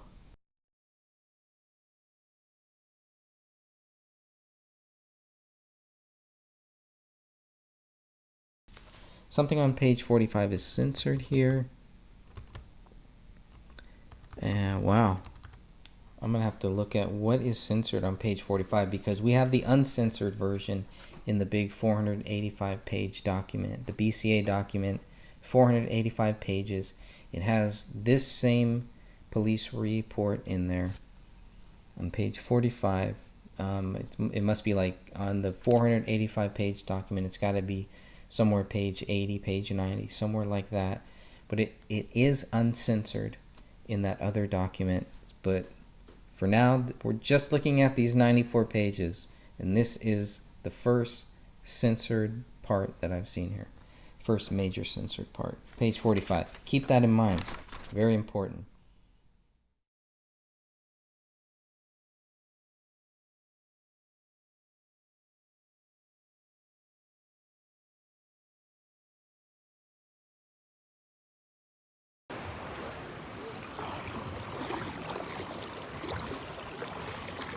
Beautiful day here in Aruba.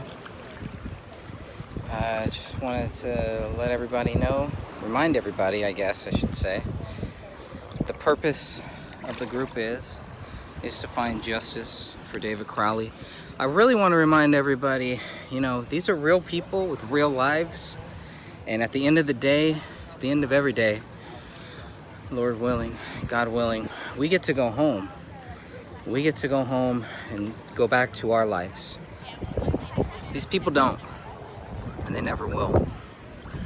And I know a lot of you already know that, I'm preaching to the choir, but I just feel like it's got to be said. It needs to keep being said. We need to remind each other. These are real people here, so whatever we do, wherever we go, wherever God leads us, just make sure we're doing what we're doing for the right reason, okay? This is not a marathon. This is a marathon. Of course it is. It's not a sprint. Now, if you can sprint to the finish line, solve this case, then great. Obviously, I can't. I've been here 3 years and I'm still looking, right? Still trying to figure out what is going on here. So I just felt it was important right now.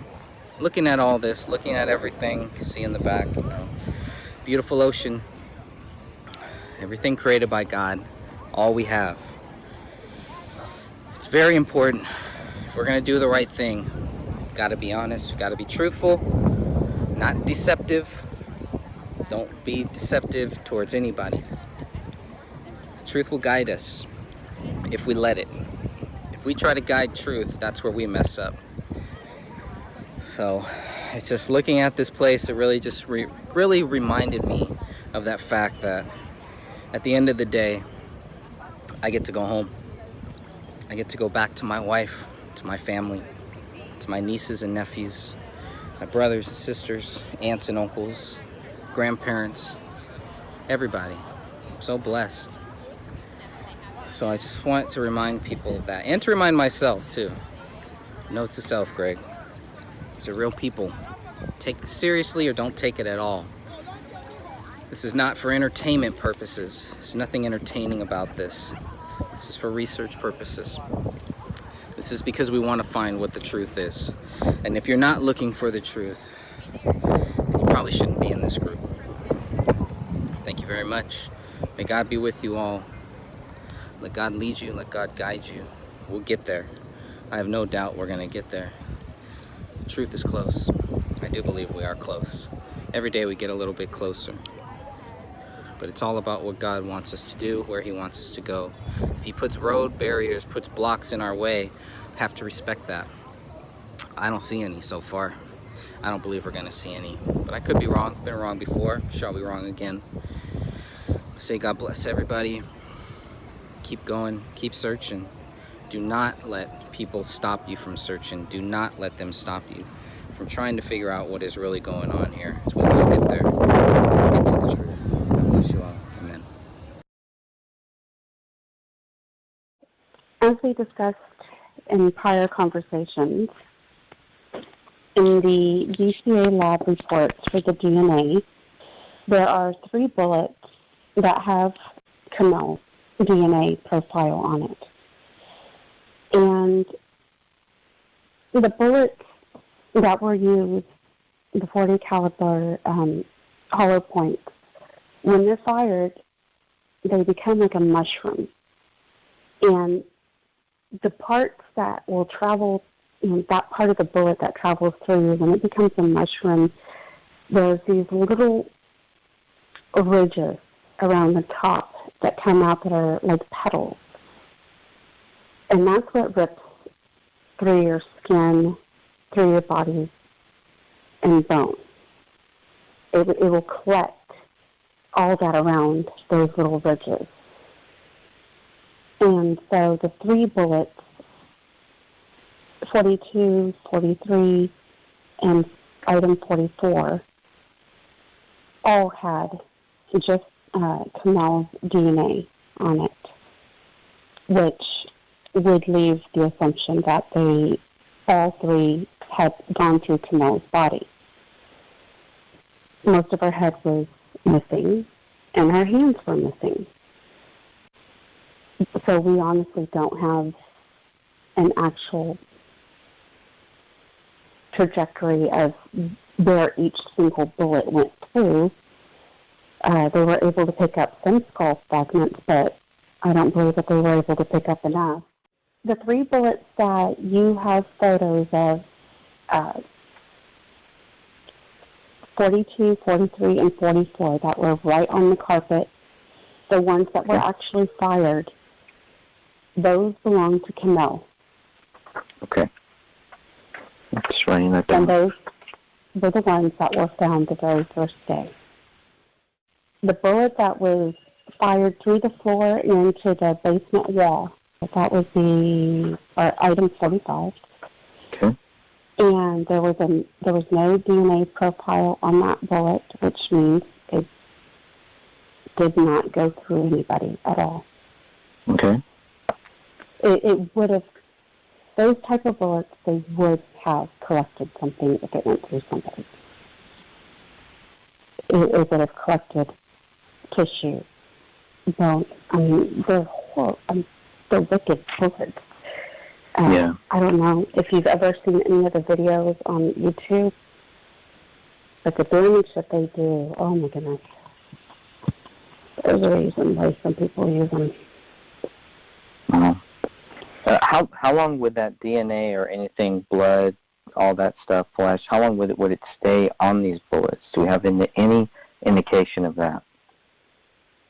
Well, they're inside a house, and so it's in a controlled environment. There's not rain or rushing water or anything like that coming down on them. Because I'm not an expert, it would be very hard for me to give you an actual time frame.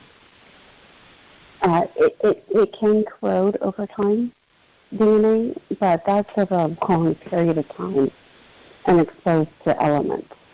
In a house where things are not actually, like the environment is not ruining it, in my opinion, it would last for an extremely long time. To give you an example, or to compare the bullets, the attic one, that one was found a month after the bodies were discovered. They only found touch DNA on that one. There was no blood detected. That would be on page 26 of the BCA report. So that would leave the assumption that it's just touch DNA if there wasn't blood on there. Meaning the bullet was just fired into the ceiling. It didn't. It's not the bullet that killed. Like you said many times already, and it's not the bullet that David killed himself with. Yes, and it's the same type of bullet that was used in these killings, though. So David had handled that bullet in his hands as he put it into the clip magazine. So that DNA still stayed on that bullet, even after fired and gone through the ceiling and landed in the attic someplace. I believe it's page 31 in the PDF file for the BCA lab report.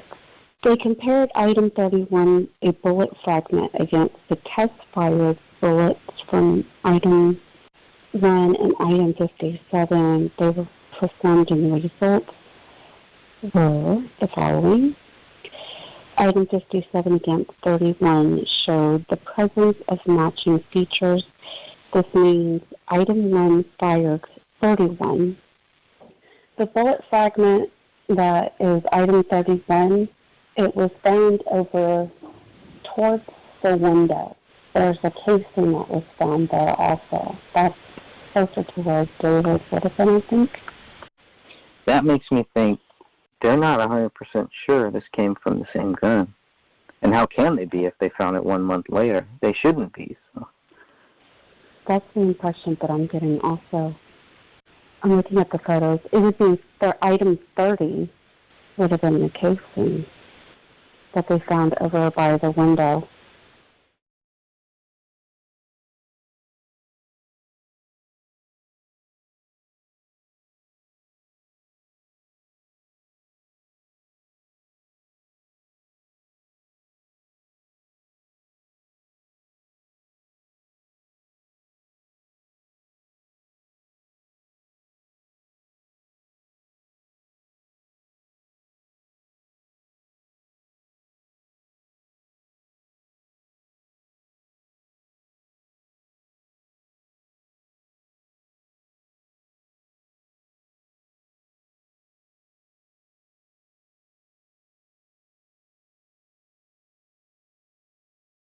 Item 2, the cartridge case.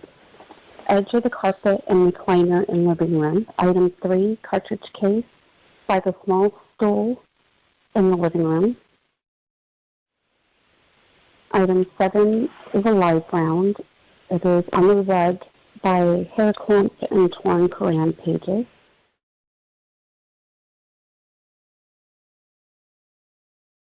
Item 9 is a cartridge case on the rug by the Koran page.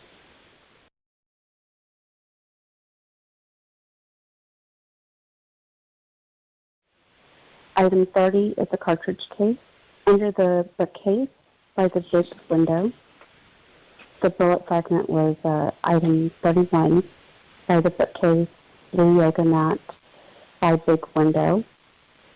Item 36 is a cartridge case by torn Koran pages by the couch on the rug.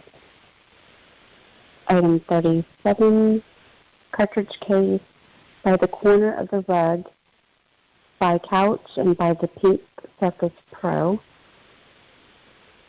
Then the bullet 42, 43, and 44 near Camille on rug. Item 45 was a bullet and basement wall. Bullet 53 is the one that fell out of the rug after the cleaners moved the rug.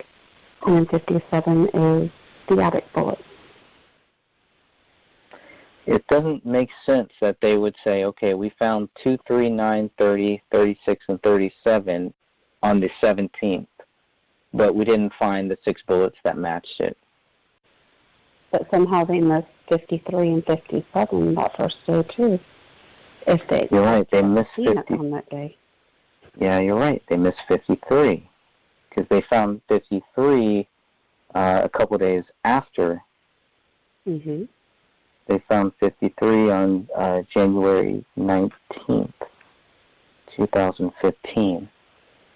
So they missed 2 bullets when they left the house. Mm-hmm. Because anything that they found after that day, they give it a higher number. For instance, 53 was found a few days later. I wonder what 54, 55, and 56 are now, too. 54 is classified as CD with images. And then after that it says item 28/1.1. They weren't even expecting 53 through 57. Or 57. Yeah. I'm sorry, you said 54, 55, and 56? 54 is images. 55, a CD with questioned handwriting. 56 is with footprints. It's more images. 57 is the bullet in the attic. They were not expecting to find any of that. No, they weren't. These are things that were brought to their attention. Yeah, or else they would have never known about it. Mm-hmm. Yep. Which gives you a headache. Because I mean, come on, okay, things outside of the house, like an extra journal, whatever, other stuff later, yeah, but anything in the house, man, you guys should not have missed anything inside of that house, period. I think it's a known fact that there's no blood, no flesh, nothing. None of Camel's blood or flesh were found on the daughter and vice versa. Not a single sample that was DNA tested had David or Lainey's blood in it. It would be interesting to see if the rest of the blood that was taken, that they took samples of, even comes back with their DNA on it. I mean, how is it possible that 3 people were brutally shot in a house, but there's no mixtures of their blood? That just can't be. They can't all die in the same room at the same time. You can't have the mother and daughter die in the same room at the same time. It just doesn't add up. That part just does not add up. Tommy Booth had gone through and had picked the items that should have been tested. The rest were then being held at the BCA lab. These were random tests. So the odds of David and Rainey's blood not being found is just, I mean, it just leaves you thinking, how is that even possible? It was almost like, and this is just an assumption, to me, it seems like David and Rainey were killed someplace else, brought back, and then Kamel was killed there. And that's the only explanation for why just her blood is found. But like I said, it's an assumption. I am not saying that as a fact. Right. Because I don't have the actual proof besides DNA. When is there any of David's blood, any of his flesh, found on any of the other 2? No. No, the only DNA found of David is on the gun and the magazine. And then there's touch DNA that was on the bullet in the attic and the knife. When you touch something, you leave hundreds of little skin cells. Logically, if he stepped in her blood and left footprints, there would be DNA from him if he was barefoot. There would be. Skin cells will be in there. Just like the wall. Unless he wore gloves and he wrote on that wall, his DNA would have been in those samples. Especially because he was like rubbing against the wall. There's no fingerprints. How do you tie it to David Crowley? That's right. Unless gloves were worn or if they used some type of item to write it with, but they didn't take the scarf into evidence. So right. I know that several people had discussed the scarf that looked bloody. That was never taken in evidence, so I'm fairly certain it no longer exists. Which is crazy. I mean, come on. Yeah, I agree. Why not test the clothing? Just to rule out any other intruder or anything like that. I mean, just think of the evidence that could be on there. Not only would there have been the gunshot residue, but they would have also shown other DNA. Several of the tests, I believe it was 7 tests, came back with mixed DNA of 2 to 3 more people, yet we don't know if that was contaminated. We don't know if that could have been DNA left by whoever committed the murders.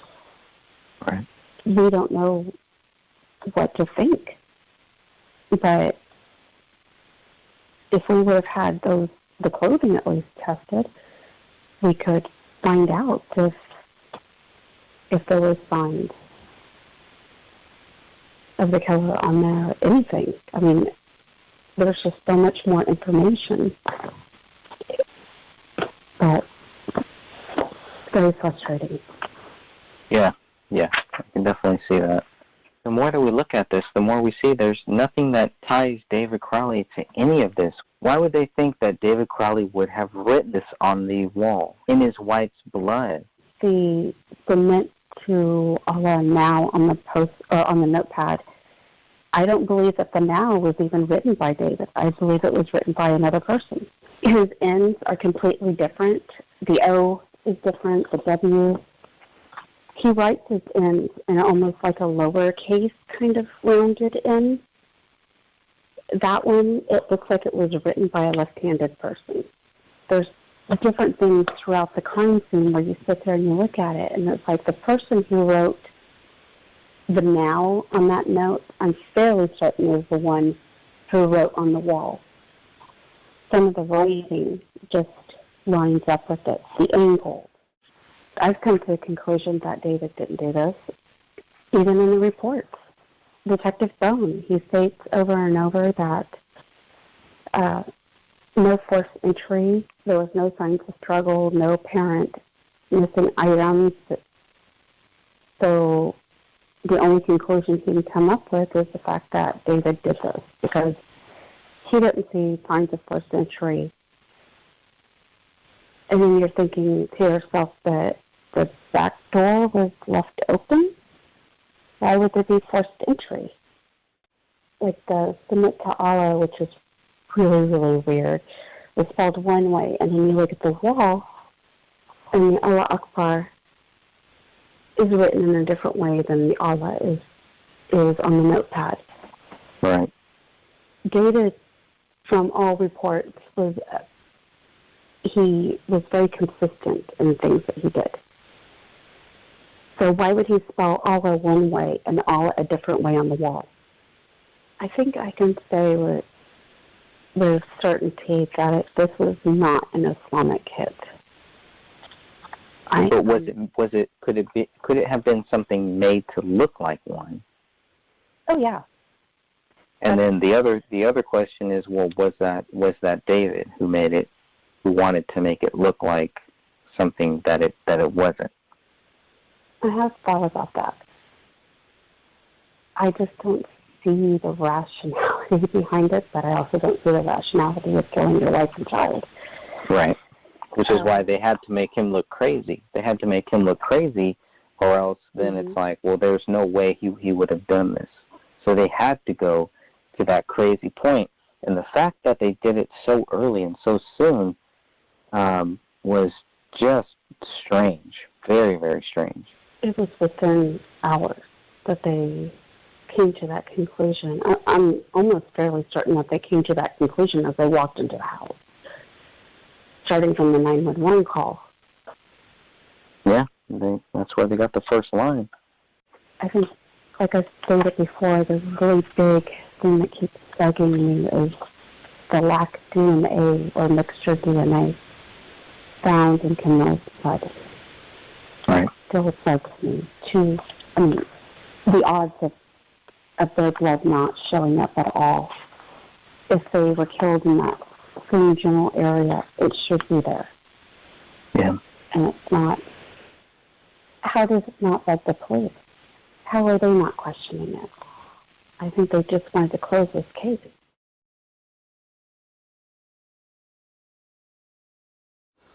I really think there's something very different, something very special about this group. Now, I'm not firmly convinced that David Crowley is innocent.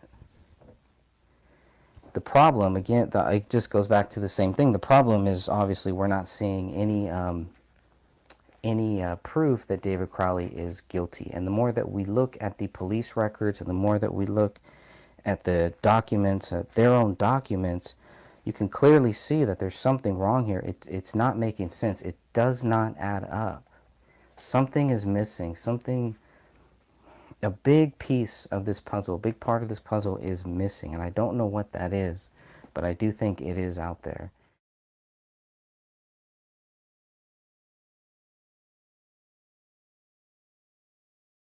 It got very, very strange when you had people who were involved, people who were close to David saying that same thing. Well, you get one or two people saying that, that's one thing. When you got like almost everybody saying it, or they're not saying anything, it was just like they went silent. A lot of people just went silent. Some other people did go rogue. I do believe some people did go rogue. And but a lot of other people just kind of, they fell in line, and it was just like, David's guilty, that's it, story over, case finished, right? And we're like, 2 weeks in now, it's like, wait a minute, we don't have anything. What do you guys know that we don't know? I really wasn't even thinking, oh, the government did it, this or that. I was really looking for the evidence to just prove David Crowley guilty, help people understand why he was guilty, and move on. And there's nothing there. There's absolutely nothing there. I joined this group. I stayed in this group. I wanted to hear what other people thought. I still want to hear what everybody thinks. We have 2,100 people in there. A lot don't comment, but I was thinking about this while I was driving home today. We have a strong silent group. If you look at it, it's a very strong group. And there are people that post all the time like me. There are people that never post, that might contact people privately. And there are people that post every now and then. But we're talking 2,100 people that, for whatever reason, are looking at this. Not only looking at this, because this is a public group. You don't have to be a member to see what goes on in this group. So that's the other difference. But I joined this group because I really wanted to understand what was happening here. Colin and I had a discussion about the Christmas gifts. I asked him if they were still on the steps. And he said, I'll go look. So he went over there, and he was going to gather them up and bring them home, but instead he just started stacking them on the steps. And then the dog attacked the window, and he thought, well, that's really weird because they were out of town. They wouldn't have their dog home. So he rang the doorbell, knocked on the door, and nobody answered. So then he got curious. He peeked through the window, and he saw what he wanted to be mannequins. And the reason he said mannequins is because of the shape, condition the bodies were in. Without heads and things like that, you just don't expect to see headless bodies anyway. He came home, told me, and I said that sounded kind of silly. And so I went over with them, and we both looked in again, and I saw David laying on the floor away from the Camilla and the baby. And I looked at him because I couldn't I thought it was a mannequin at first too, and then I realized it wasn't, and I couldn't figure out what was wrong until I noticed that there was a spine with a small piece of the skull attached. And then I looked over by the couch. David was more over by the Christmas tree. I looked by the couch, and I saw a big bundle of things. I thought at first it was a big butt. And then I saw a little hand, and then I realized that, they were all dead, and it was our neighbors. So I went back to our house, and Colin went to the neighbors. That's what I saw. Okay, and that led you to think that it might be a suicide? Well, I'm not one of you. I'm not suspicious if someone dies, I don't automatically think they were murdered. I just But you did say murder or suicide. It's just interesting that you would say both. Why you say either? Well, I meant murdered as in Camille and the baby. It just jumped in my head because they were all dead, and that was the only way I could think of, that they would be, is that he murdered them and then committed suicide because there was a gun next to him. Did you ever have those feelings before about David, that he might do something like this? No, never. We were never afraid of him. I know it's been said that we were worried about his haircut and army fatigues, but that didn't bother us at all. That's fake news. Well, yeah, but Colin said in the police report that he noticed a big change in David's appearance, but Yes, um, that's all we noticed. most alarming to him was that he observed that he only dressed in army fatigue. Yeah, that was Good. That was the police report. Colin Right, wasn't so that's their alarmed version. by it. Okay. But you also said that, you were talking about how I don't know, how David was outside of social media. So did you know that David was actually mentally ill and all this stuff while he was living next door to you, or did you find out after these deaths too? I found out after. Okay, so then we're in the some same evidence. After you saw some evidence. And I talked to family members and friends. Okay. All right. So it sounds like you were kind of, in the same boat. Then we were kind of both just looking for whatever happened. Mhm. We just maybe I didn't speak to some of the people that you've spoken to that have convinced you why he did this. I hope they also told the cops too. They don't know why he did it. Then how do they know that he did it? Because there's obvious proof. There's in the diary that they found on the computer. These police reports. There's no obvious proof there because they don't mention it. You only received a small portion of the reports. I was told that I received everything. Everything that they were willing to make public. Oh, okay. So you think stuff that isn't public? Okay. David left the digital diary, the one on the computer that he hid in a file.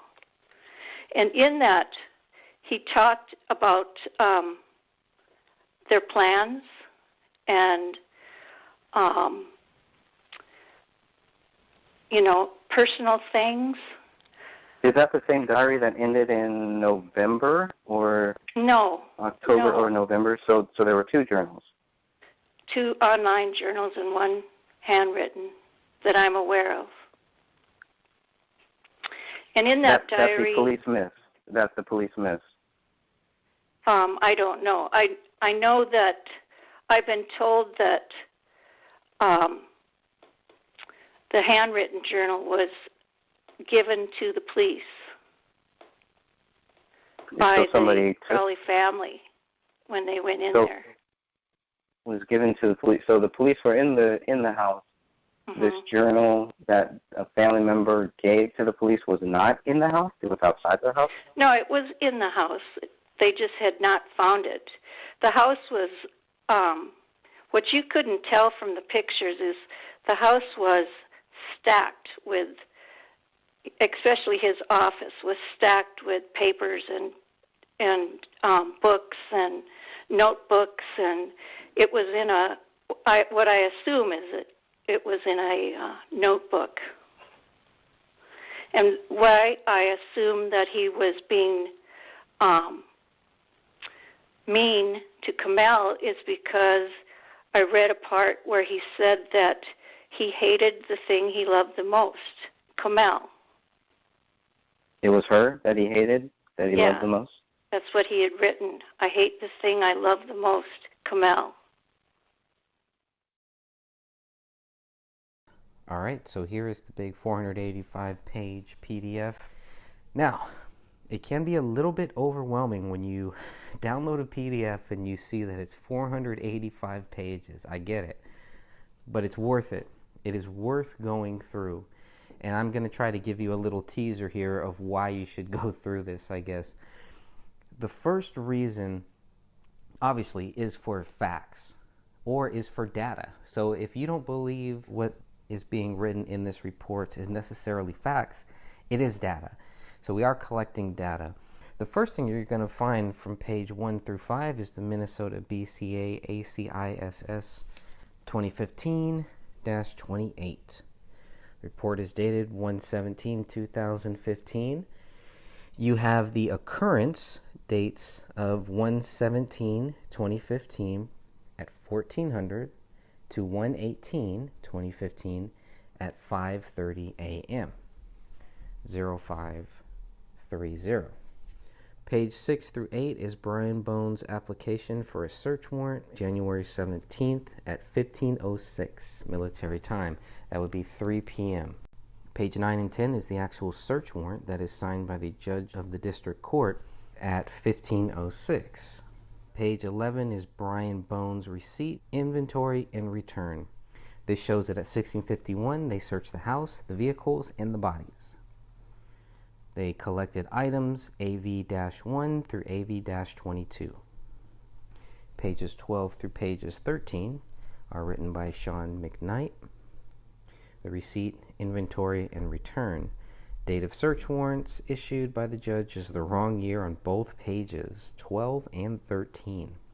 The collected items AV-23 through AV-55 were collected, or at least written down, by Sean McKnight. And you can see on this, you can see that it's noted who actually collected that item. You'll see a TB, Tara Becker, SM, Sean McKnight, and so forth. BB, Brian Bone. So that's what those little indications are next to it. Page 14 through 17 is the Minnesota BCA ACISS Investigative Supplement Report, 2015-28/1. Report date is 1/22/2015. Two case files are mentioned here.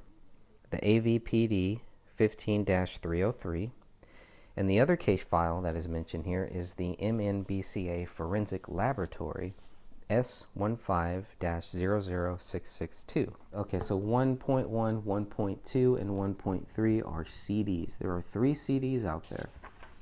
1.1 contains the raw digital images of latent prints from the crime scene. 1.2 is a CD that contains raw digital images of handwriting on wall from the crime scene.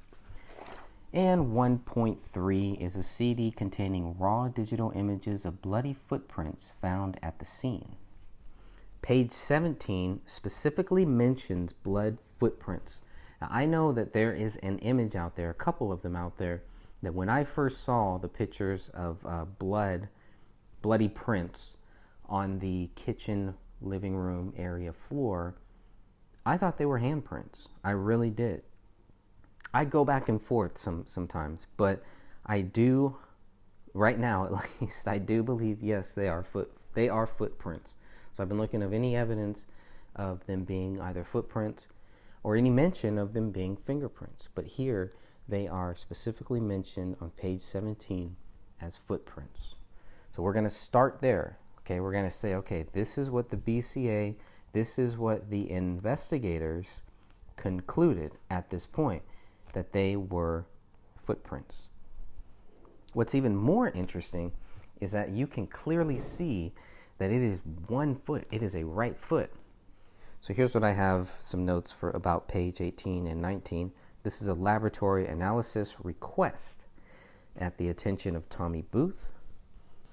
The estimated due date for these latent prints would be 4/26/2015. The estimated due date for the question documents, which we'll cover later, would be 4/26/2015. So they're saying by 4/26/2015, they should have some answers about the latent prints and about the question documents. The circumstances and purpose of the analysis is for the latent print comparison and the handwriting analysis comparison. Sticking with that document on page 19, the document was submitted by Elizabeth Elyers of the BCA and received by Carol David on January 26, 2015 at 11:17:48. Page 20 is interesting because it's a draft page. Draft is written 3 times in red on this page, and there's really not much to this. This was filled out, and this is, okay, so we're getting into the ACISS report. Now remember, ACISS report 2015-28, and what you're going to see is a lot of these documents are going to have the same name ACISS report 2015-28, but then it's going to have a /2/3. Let's go to page 21. MNBCA ACISS attachment 2015-28/3. The report date is 1/26. This is the preliminary autopsy. Okay, so page 23, 24, and 25 are the press release report about this case regarding David, Kamel, and Rania, released by the Hennepin County Medical Examiner's Office. And it basically says David died as a result of a suicide, Kamel died as a result of a homicide, Rania died as a result of a homicide by 1/21. There's no doubt in their mind. Or they wouldn't have released those documents. But they needed to, especially for public panic, and really, especially just for all of the conspiracies. But I didn't think that they really gave the conspiracies any chance. They did not even want to consider a conspiracy here. That's the way I saw it. I don't see any. I mean, you can read these police reports and you can clearly see they're very careful to mention the public is not in danger. Everything is fine. We got this case solved. That's pretty much all we were getting. And that just fueled so many conspiracies. And instead of helping these conspiracy theorists kind of understand what was really happening, a lot of people just went silent. They went dark. And I can understand, it really puts the investigators in a very tough spot, especially if they really do want to help the public understand what happened here. It's a very tough spot now because it is an ongoing investigation. But at the same time, they're completely discrediting any possible theory of foul play. They're completely glossing over any possible explanation, any reason, anything that might show that they cannot prove David Crowley is guilty. It's one thing to accuse him, but it's another thing to actually prove it. They were successful in accusing him to a point, and up to a certain date is what I think. They were very successful in trying to convince the public and trying to convince the average person that David Crowley was guilty. They failed, and they continue to fail. And the reason the case needs to be reopened is because they will continue to fail to prove David Crowley is guilty because they cannot prove it. I truly, honestly believe that. Now, can I prove that they cannot prove it? Yes. If these documents, if what I have, if everything that I've seen is what they base their theory on, unless they have secret knowledge, some hidden information, unless they have things that we're not seeing, yes, I believe we can prove that they cannot prove David Crowley is guilty based on their evidence, based on their documents, based on their photographs, based on their reports, based on their comments, based on everything they have given us. There is no way that the police, that these investigators can look at the documents, look at the photos, look at everything they've given us and say, okay, you will understand now why David Crowley is guilty. They really didn't even try. They were already thinking it didn't matter what they told us. We were still going to think David Crowley was not guilty. That's their own fault. And they were monitoring the group page. They were monitoring the Justice for David Crowley and Family Facebook group and the Justice for David Crowley of Gray State Facebook page. So they knew that there were people like me who were not convinced. They lumped people like me into a category where everybody thought that the government killed David, and that was it. That's totally wrong, and that's totally unfair to real people who were really looking for what really happened here. They did a big disservice to us. So I think they were kind of like, well, it doesn't matter what we tell you, you're still going to think David Crowley didn't do this.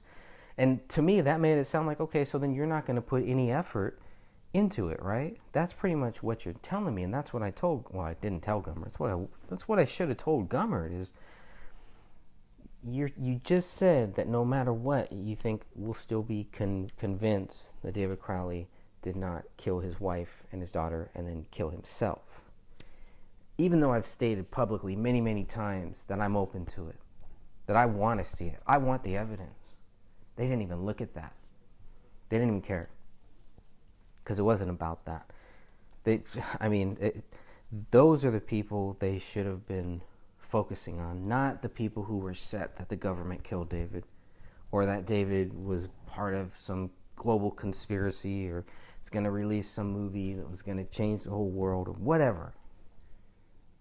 So they did a very big disservice to the public, because they did not help us understand. They didn't even take the time, really. So anyways, Gummert did. Gummert at least took the time to answer those questions. He tried to back out, kind of, not really back out, but at first he was not going to answer those questions. But he's a man of his word. Gummert is a man of his word, and he answered those questions, and I thank him for that. Page 26 is ACISS Attachment 2015-28/4, report date 1/26/2015, and this is in regards to the latent prints of David Crowley and the DD-214, which is his military record. That was requested by Chris Olson. Status was approved, and the approved date is 1/26/2015. The record originating date is 1/26/2015. It says on January 21st, 2015. Oh, here we go. Here's the FBI thing now. Because it was always, were the FBI involved? Were the Department of Homeland Security involved? Were the FBI involved? Who was involved? So now we have the one mention of the FBI in these documents. I think this is the only mention that you'll ever see. And it's only for Olson to request from the FBI, from the Minnesota FBI, David Crowley's fingerprint card taken by the U.S. military on 6/24/2003. And this FBI agent, Travis Yarberg, sent Olson David's DD-214 on January 21st, 2015. This shows they had David's fingerprint. This is going to be one of the most important things that you're going to read in these documents, simply because of they have one match to David's fingerprint, one. And it's on the notebook in the office bedroom. That's it. They don't have a fingerprint. They don't have a palm print of David's on that gun. They can't do it. Now you could say, well, it's because the gun was there for 3 weeks. You could say it's because of the dog. Whatever you want to say. That is a fact. They could not put the gun in David's hand. That's a big thing. It's a huge thing. It's one more reason to reopen this case, I think. You talk about the smoking gun. The bloody gun might be the smoking gun. Okay, so Olson gets the fingerprint card from the FBI on January 21st. Then on the following day, he receives David's DD-214 from SAIC Michael F. McDaniel. So even though we were told that the FBI were not involved, technically they weren't, and technically they were, right? They weren't involved in the investigation. There's no proof that they were involved in the investigation, but they were contacted. So, semantics, yeah, okay. I'll give them that one. And then page 28 through 31, another ACISS crime scene supplement, 2015-28/5. So now we're into the fifth part. Still dated 1/17/2015. The crime scene processing. That's what we're going to be going through here now. The BCA received a call at 14:17. They arrived at 15:30. Their work was completed on 1/18 on the following day at 4:30. The BCA, on page 28, you'll see the BCA took 800 photographs. They took a photograph of the exterior, the interior, general area, point of entry, no. Point of exit is no. Shoe prints, no. That was interesting. Footprints, yes. Tire tracks, no. Tool marks, no. Victim injuries, yes. Weapons, yes. So when you think about just another thing, going back to those shoe prints, I did notice that comparisons to the officer's shoe prints were made to shoe prints in the snow.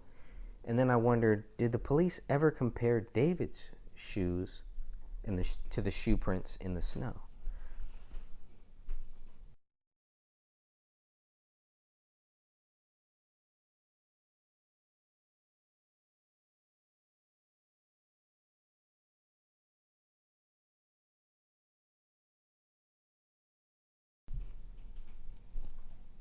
And then I wondered if the police ever compared David's shoes to the shoe prints in the snow. Page 31 shows Ellier's story. She was contacted by the BCA's Operations Center, and she was requested to respond to the crime scene in Apple Valley. SSA O'Donnell documented the crime scene through video, which was recorded onto a mini DVD and which was later transferred to a DVD for easy viewing. So the photos are on a DVD that is marked item .2. Page 32 and 33 cover the Minnesota BCA ACISS attachment 2015-28/7. So now we're to the 7th document associated with this. The report date is 2/13/2015 from 1705 to 1713. Okay, these reports and exhibits are received by the Apple Valley Police Department. Report by Chris Olson on 2/13/2015. S.A. Olson received 20 PDF files. 20 PDF files. These files included reports and other investigative exhibits relevant to this investigation. If you look at page 34 through 37, you get half a list of the top 200 donors. Start with number 1, and it's a big jump from number 1 to number 2. Okay, so page 38, you'll see here, we got the training here that Kamel and David took. If you're looking at page 40, you'll see Kamel's training verification through Quorum Security Incorporated. Page 43 has the gun that David gave to Danny Mason as a gift. Page 44, Kamel's firearms bill of sale, purchased on 7/25/2009 at the Gun Zone in Dallas, Texas. She paid with a check, total of $508.76. She bought a Springfield XD 40 caliber, serial number US 163310, signed by Kamel. Page 45 through 47 is David's training verification certificate, course completed on November 8, 2009, and done by the same company, Quorum Security. Page 48 is David Crowley's private firearm transfer to Adam Schambauer. It's dated September 17, 2010. It's given as a gift, and it's from the AR-15. It is the lower receiver, serial number 61242. Page 49 is a private firearms transfer from David Crowley to David Stark, dated June 17, 2012, conducted as a sale. David sold Mr. Stark a Springfield XD 40 caliber subcompact, serial number US 163310. Kamel buys this gun on 7/25/2009 in Dallas, Texas for $508, sells it, or David sells it, to David Stark June 17th of 2012. Page 50 through 133 are the police reports. And here we go again, the police reports. There are some police reports in here, and there are some police reports that are missing. The ones that are missing look like it's generally the ones at the end of the 94 pages. So that's curious. The last update that we get where the case is exceptionally cleared is not in this set of police reports. That's a big deal.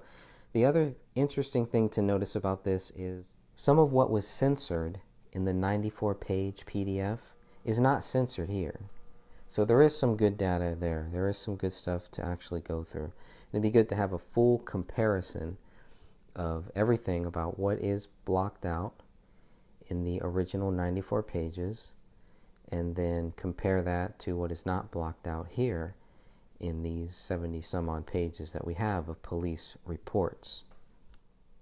Page 134, 137 is the BCA lab analysis request by Tommy Booth.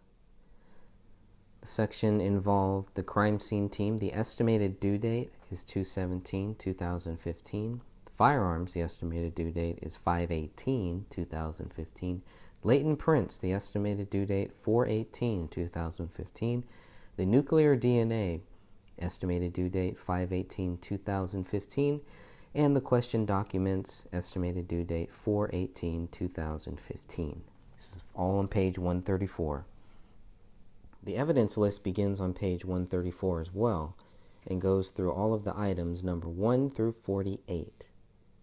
Now, you'll notice just 1 through 48 because right now they don't have 49 through 56, and then later they'll have 57. So you're going to see this document, 3 sets of the same document here. Okay, and as we move on to page 138, the AVPD press release. Now we're going to see 1, 2, 3, 4, 5 of these press releases. Note these dates, note these times. This is very important. All right, so on page 138, this is the very first one. This is the first press release. Suspicious deaths. And you'll note here, it does not mention a double murder or suicide. This was set to release at 3:30 p.m. January 17th, 2015. Little over 2 hours have passed, and the first press release goes out. Suspicious deaths. Doesn't really say much. Shouldn't say much because they don't know much. This one is dated January 18th, set for release at 11:40 a.m. This one does mention a murder-suicide, but they're very clear to make sure that there's no threat to public safety. To me, that shows, and I think this has been brought up many, many times, but just to say it again, it does show that by this time, the police were working with the theory that David Crowley was guilty. That is their working theory. They don't have 2 bullets yet. They don't have item 53. They don't have item 57. Item 57, obviously, they don't find that one until February 18th when they're told about it by Chris Klein, or else they would never have item 57. So thank you, Chris Klein. Think about that for a second. Let's say they never had item 57. This wouldn't match up. Nothing would match up. Of course, only 4 bullets and 6 casings found on January 17th does not match up either. So if you're still looking at page 139, you can see, based on this, that the medical examiner's office is still working to positively identify the 3 dead bodies. They haven't identified them yet, and they're already working with this theory that David Crowley is guilty. Even on January 19th, they don't have a positive ID, page 140.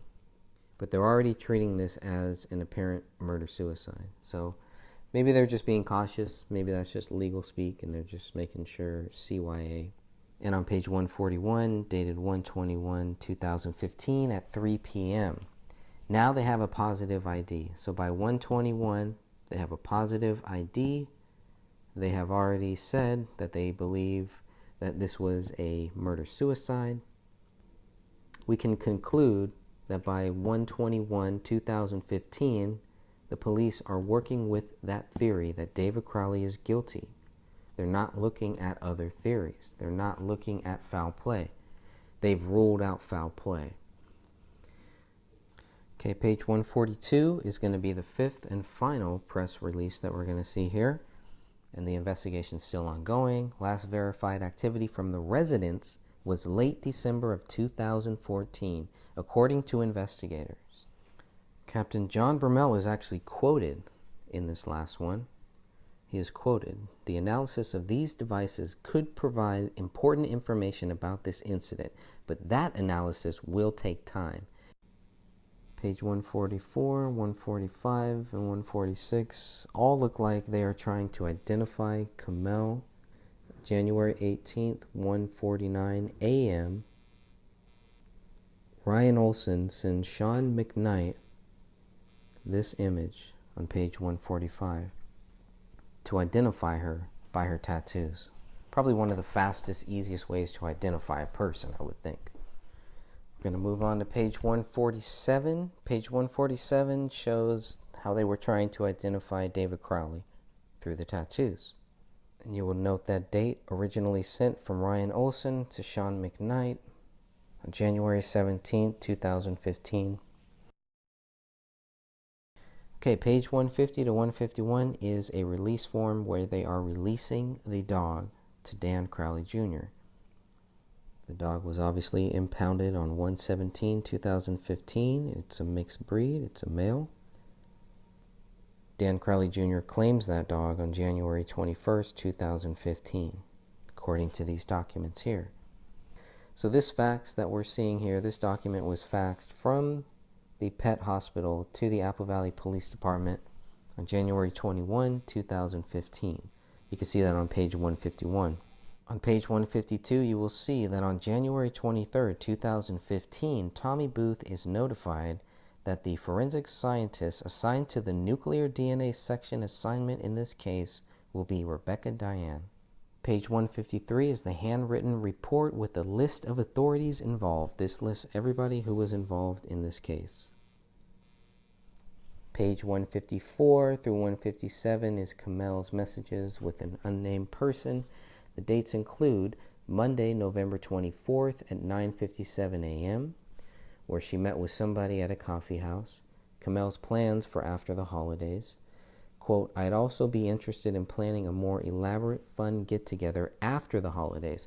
On page 155, she's corresponding with somebody on December 3rd, 12:39 p.m., and she responds on Friday, December 5th at 11:53 a.m.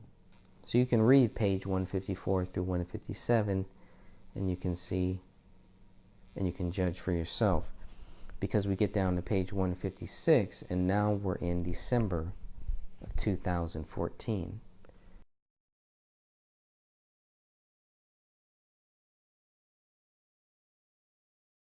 Page 158 shows what guns were taken from the house on January 18th, 2015. There are 9 in total. On page 159, you'll see that Brian Bone is trying to get access to David Crowley's Dropbox. He is requesting a preservation of the account and any account associated with this specific Gmail account, crawls04@gmail.com. Page 160 through 162, we're back to the BCA Forensic Science Service, filled out by the AVPD Brian Bone. This is for the nuclear DNA test. Specifically, look at what it says under latent prints here. Elimination principles from all principles? No. Major case prints, finger/palms for crimes against people? No. Is the evidence process? No. DNA cases, known DNA samples from all principles? Yes and no. Still on page 161. It clearly says yes and no. Both of those boxes are marked on page 161. Page 162, the elimination principles names David, Kamel, and Rania. All right, page 164 shows Joe Cooksley as the forensic scientist assigned to the crime scene team. Page 165 shows that Catherine Roach is the forensic specialist assigned to the nuclear DNA section. Page 166 through 318 shows David Crowley's Facebook account activity. Page 319 through 332 is David Crowley's conversation with Brendan J.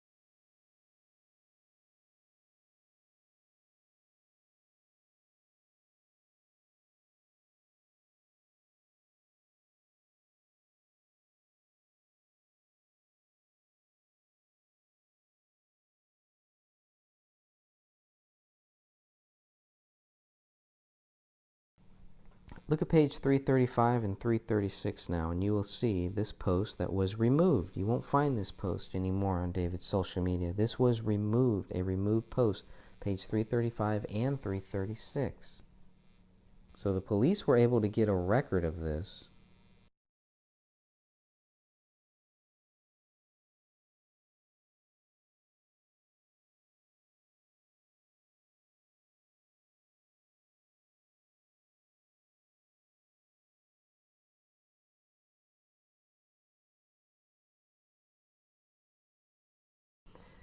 All right, page 337 shows Sean Wright with Luke Radowski. Again, you got to ask why. What is going on here?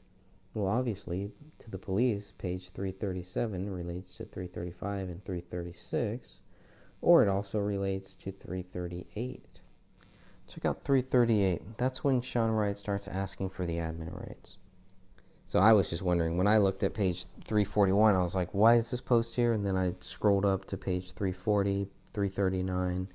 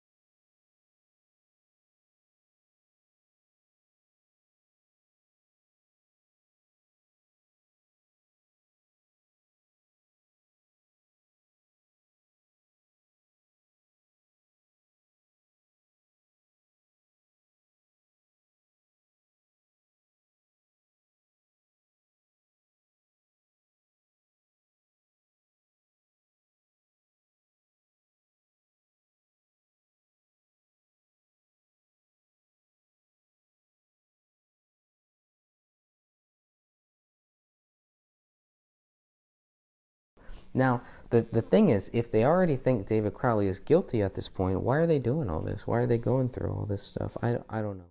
Page 342 is the email exchange between David and Jason Allen. Now, Jason Allen forwards this email to Sean McKnight on January 20th, 2015.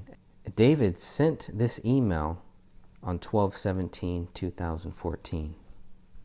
He was planning for the future. He was actively planning for his future. How does that equal a suicide? How did they go from planning your future to committing a double murder suicide?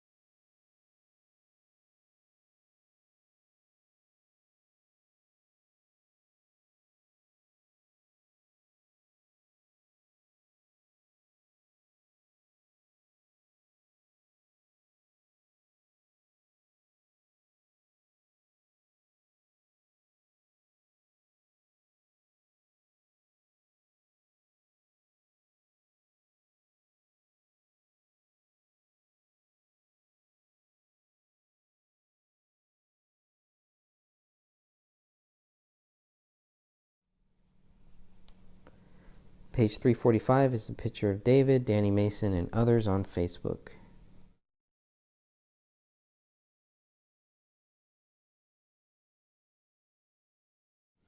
Page 346 through 349 is the AVPD Property and Evidence Report. Very important document here. Page 350 is the Property and Evidence Report, dated 1/22/2015 at 1:59 p.m. This is the bullet that rolled out of the carpet. It's also listed as item 026 on there. Page 352 is another Property and Evidence Report with the bodies in the bags. This is print dated 1/27. Page 353 is David's clothing list. Page 354 is the evidence receipt for David's clothing list. Page 356 to 358 is the same thing for Kamel, her evidence receipt.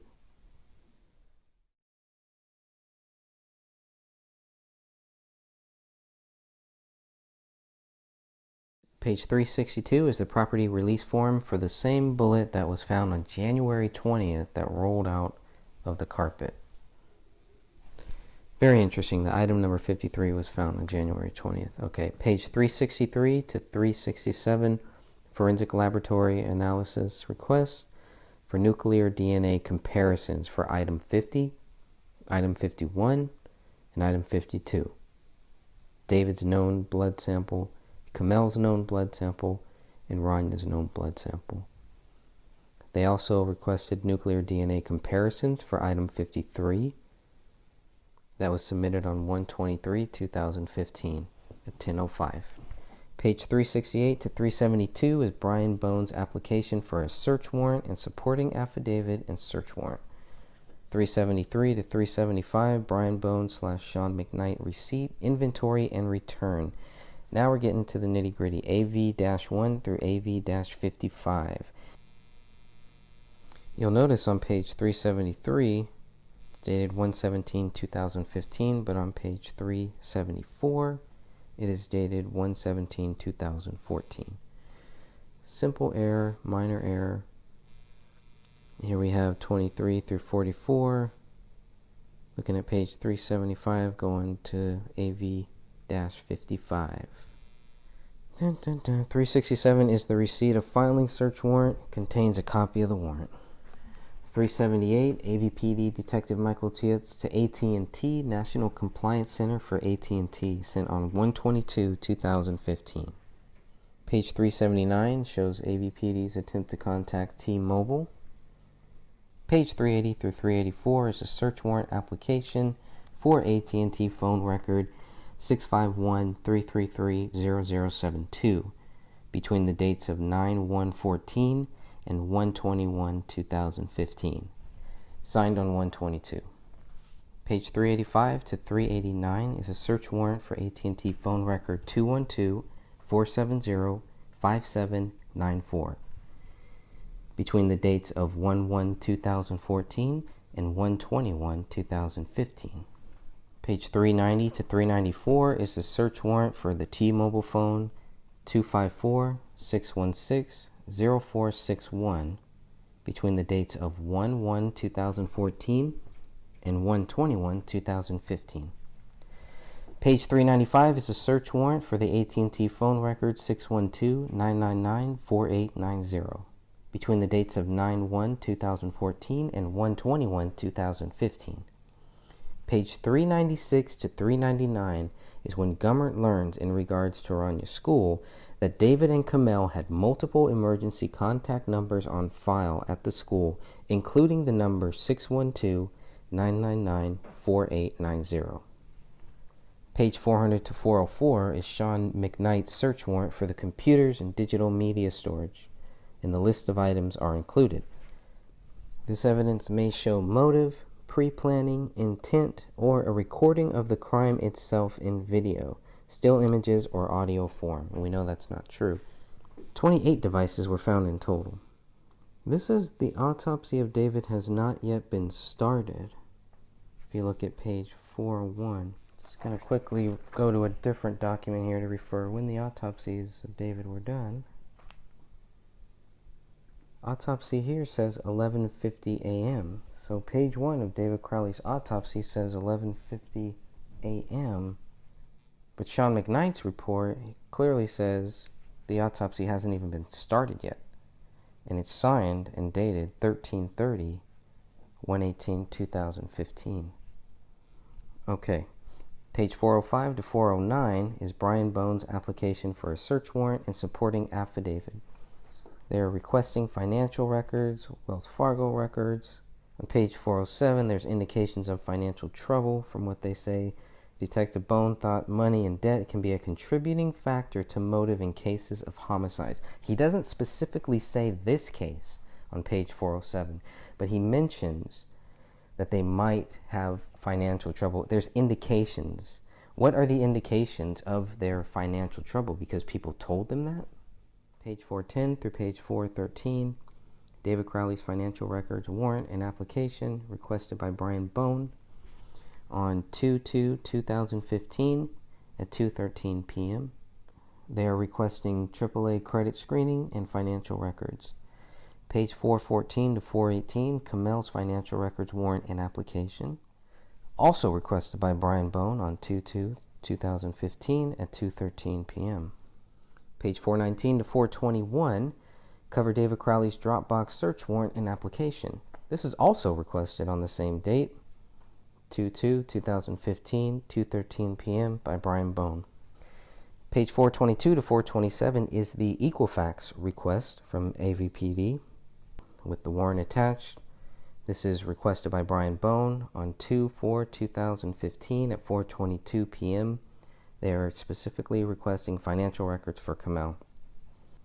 Page 428 through 432 is pretty much the same thing, but for David Crowley, it's an Equifax warrant and application.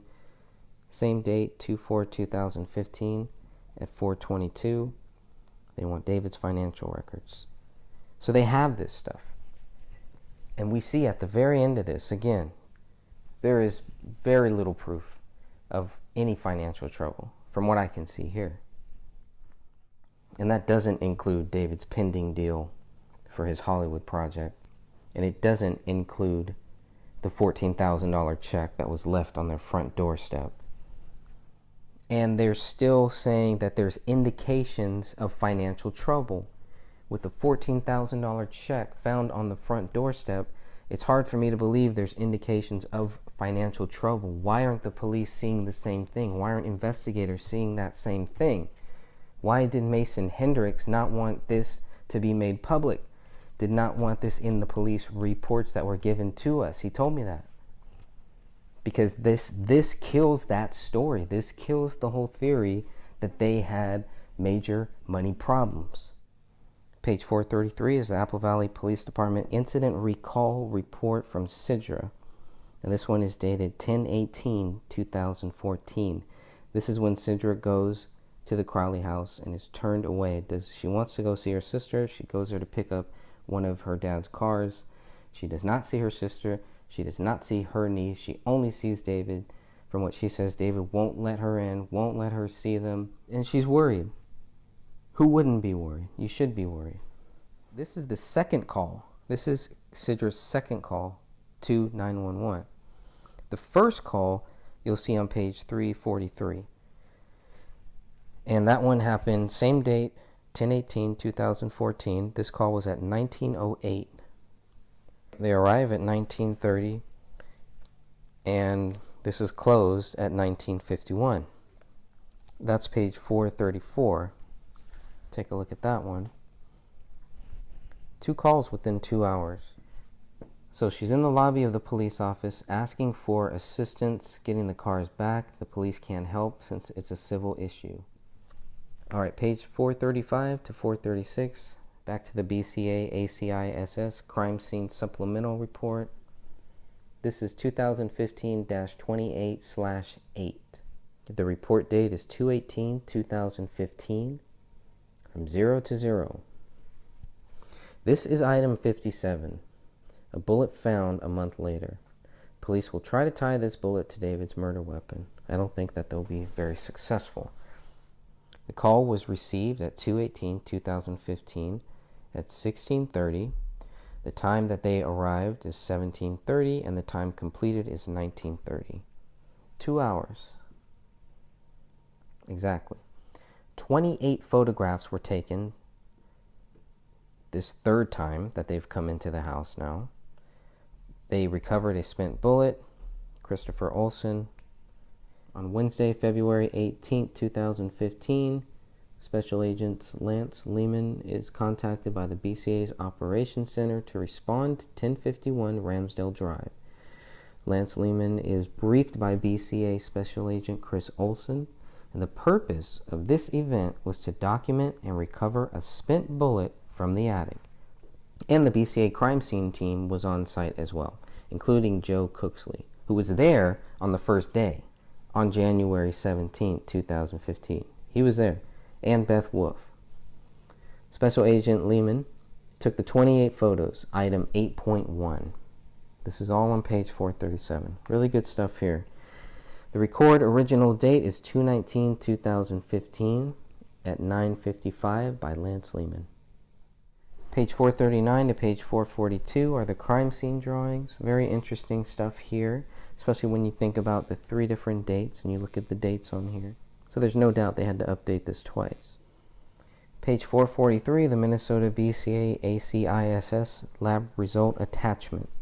The report date is 2/3/2015 for nuclear DNA, and this is 2015-28/10. Page 444 is the Forensic Science Laboratory report on the examination of the physical evidence. For nuclear DNA, it lists items 1 through 53. That's it. That's what they're testing for nuclear DNA in this document at this point, up until this point. Page 446 are the results of the lab exam. This is the blood. Presence of blood is found on the pistol, item 1A, in 4 areas. It's 1A-1, which is the grip of the gun, 1A-2, which is the slide of the gun, 1A-3, which is the trigger of the gun, and 1A-4, which is the muzzle of the gun. They also find presence of blood on the magazine, item 1B, in 1 area called IB-1. They find blood on the knife, which is item 8, in 4 areas, 3 samples collected. 8-1, which is the blade, 8-2, which is the inside, 8-3, which is the handle. They found presence of blood on the pin, item 40, 40-1, on the grip of the pen. They found presence of blood on the notepad, item 41, 41-1 on the front cover, 41-2 on a page. They found, okay, now we're getting into bullet. I'm going to call this bullet 1, item 42, bullet 1. They found blood on the bullet, item 42-1. 42-1 is the actual blood on the bullet. Bullet number 2, item 43. They found blood on the bullet, item 43-1. We're still on page 446. And we're going to look at bullet number 3, item 44. Blood on the bullet, and the blood on the bullet is labeled as item 44-1. Here's where blood was not found. Blood was not found on 1B1, which is a cartridge. Blood was not found on 1B2, which is a cartridge. Blood was not found on 1C, which is a cartridge. Again, blood was not found on 45, which is a bullet. Page 447 shows the hair and fiber and when they were collected on. Not examined at this time were items 4 through 7, 10, item 13, item 16 through 22, item 25, item 26, item 28, item 29, and item 31 through 33. This is signed by the forensic scientist in charge, Rebecca Dian. Okay, page 448, Minnesota BCA ACISS lab result attachment, 2015-28/11. This is dated 3/11/2015. Lab number 2, crime scene team. Page 449 is a forensic science laboratory BCA result of the field examinations report 2, item 1 through 57. Brian Bone requests BCA crime scene team to go to the house to look at the hole in the ceiling and search for any possible related bullet. So Brian Bone calls the BCA Operations Center sends out their team on 2/18/2015 to recover item 57. Hours in the house from 1745 to 1945. Page 452 shows the observations of the scene. Page 453 shows the description of the bodies. This is a very important read. Okay, page 454 shows HCME entered the scene at midnight on 1/18/2015. The bodies are taken 90 minutes later. Fragments of bones and tufts on the hair were observed on the area rug in the living room. Page 454 is a list of items collected. Item 1, Springfield XD, XD546473 with blood on it. Cartridge cases, items 2, 3, 9, 30, 36, and 37. Cartridge item number 7. 3 bullets, 42, 43, and 44. Bullet fragment item 31. Book with blood on it. Item 4. Pages torn out of the book with blood. Item 5, 6, and 10. The knife, open, locked back knife. Item 8. Page 454 clearly shows that the knife was open. Blood swabs from the wall, A and B, items 11 and 12. Page 455, blood swabs from the east wall, item 29. Blood swabs from the south wall behind the Christmas tree, item 33. Blood swabs from lower front right corner of the recliner, item 34. Blood swabs from wood floor outside of area rug, items 13, 14, 15, 18, 19, 20, and 32. The magazine from item 1 had blood on it, ridge detail, loaded with less than 4 cartridges, also a cartridge in the chamber. Page 456, item 57 is mentioned. A projectile was traveling generally west to east as it entered the ceiling and exited the attic. From the island counter wall below the countertop, items 16 and 17. Blood swabs of underside the island countertop, item 28. Blood swabs of the laptop's A key, item 24. Blood swabs of the keyboard surface, item 23. Blood swabs from the island countertop next to the laptop, item 25. Blood swab of tissue box, item 26. Blood swabs of cell phone, item 35. The dishwasher was open, dish racks pulled out. Blood swab of the kitchen floor, item 21. Blood swab inside the dishwasher, item 22. Page 457, items 46 and items 47, the notepad and the note page, possible handwriting samples from Kamel. Page 457, item 48, checkbook from David, possible handwriting samples from David. Blood swab collected in hallway outside of the office, item 27. Blood swabbing of office desk, item 39. Blood swabbing of notepad, item 41. Possible bloody ridge detail and blood on previous page 2. Blood swabbing of pen, item 40. Open safe in the master bedroom. Loaded magazine with keys and miscellaneous items. There is a swabbing of push keys on the top of the safe, item 38. Page 458 is the house diagram. You have the basement wall bullet here. You have the hole in the south wall. Chemical testing failed to detect the presence of lead. Bullet item 45 was retrieved from inside of the wall near the hole in the basement. This is all the basement wall bullet. The bullet hole in the living room was underneath the area rug. Holes were observed in both the area rug and the wood floor underneath that rug. Chemical testing of hole in wood floor failed to detect lead. Page 459, additional items submitted. Item 49 by Special Agent Chris Olson. Item 50 through 53 by Whitney Dorn. Item 54 through 56 by Special Agent Beth Ellers. Nuclear DNA tests were done on items 1 through 45, items 50 through 53, and item 57. Latent prints were done on item 1, item 40, item 41, item 49, and item 54. Firearms, item 1 through 3, item 9, item 30, item 36, item 37, item 42 through 45, item 53, and item 57. Question documents, item 41. No analysis at this time was done on items 46, 48, 55, and 56. This is dated 3/11/2015. Page 460, the Minnesota BCA ACISS Lab Results Attachment, 2015-28/12. The report date is 3/16/2015 for nuclear DNA.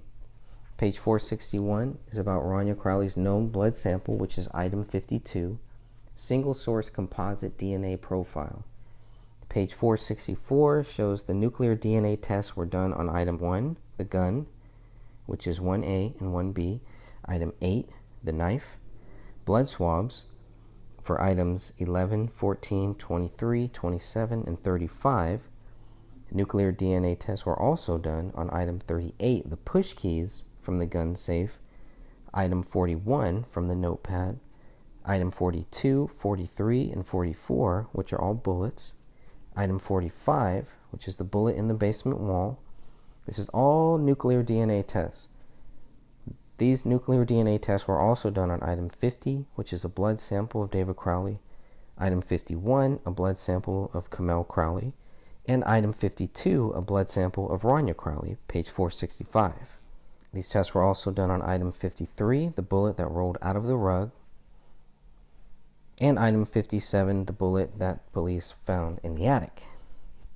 No blood on that bullet. Sampled, collected, labeled as 57-1. Still on page 465, here are the DNA results.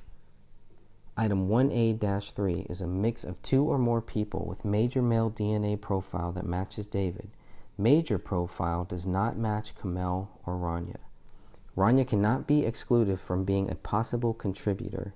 Kamel is excluded. Item 1B is a mix of 2 or more people. Major male DNA profile matches David. Major profile does not match Kamel or Rania. Kamel and Rania cannot be excluded as contributors. Estimates 99.95 to 99.97 of the general population can be excluded. Page 466 is item 8-1, which has a mix of 2 or more people. David, Kamel, and Rania cannot be excluded from being contributors.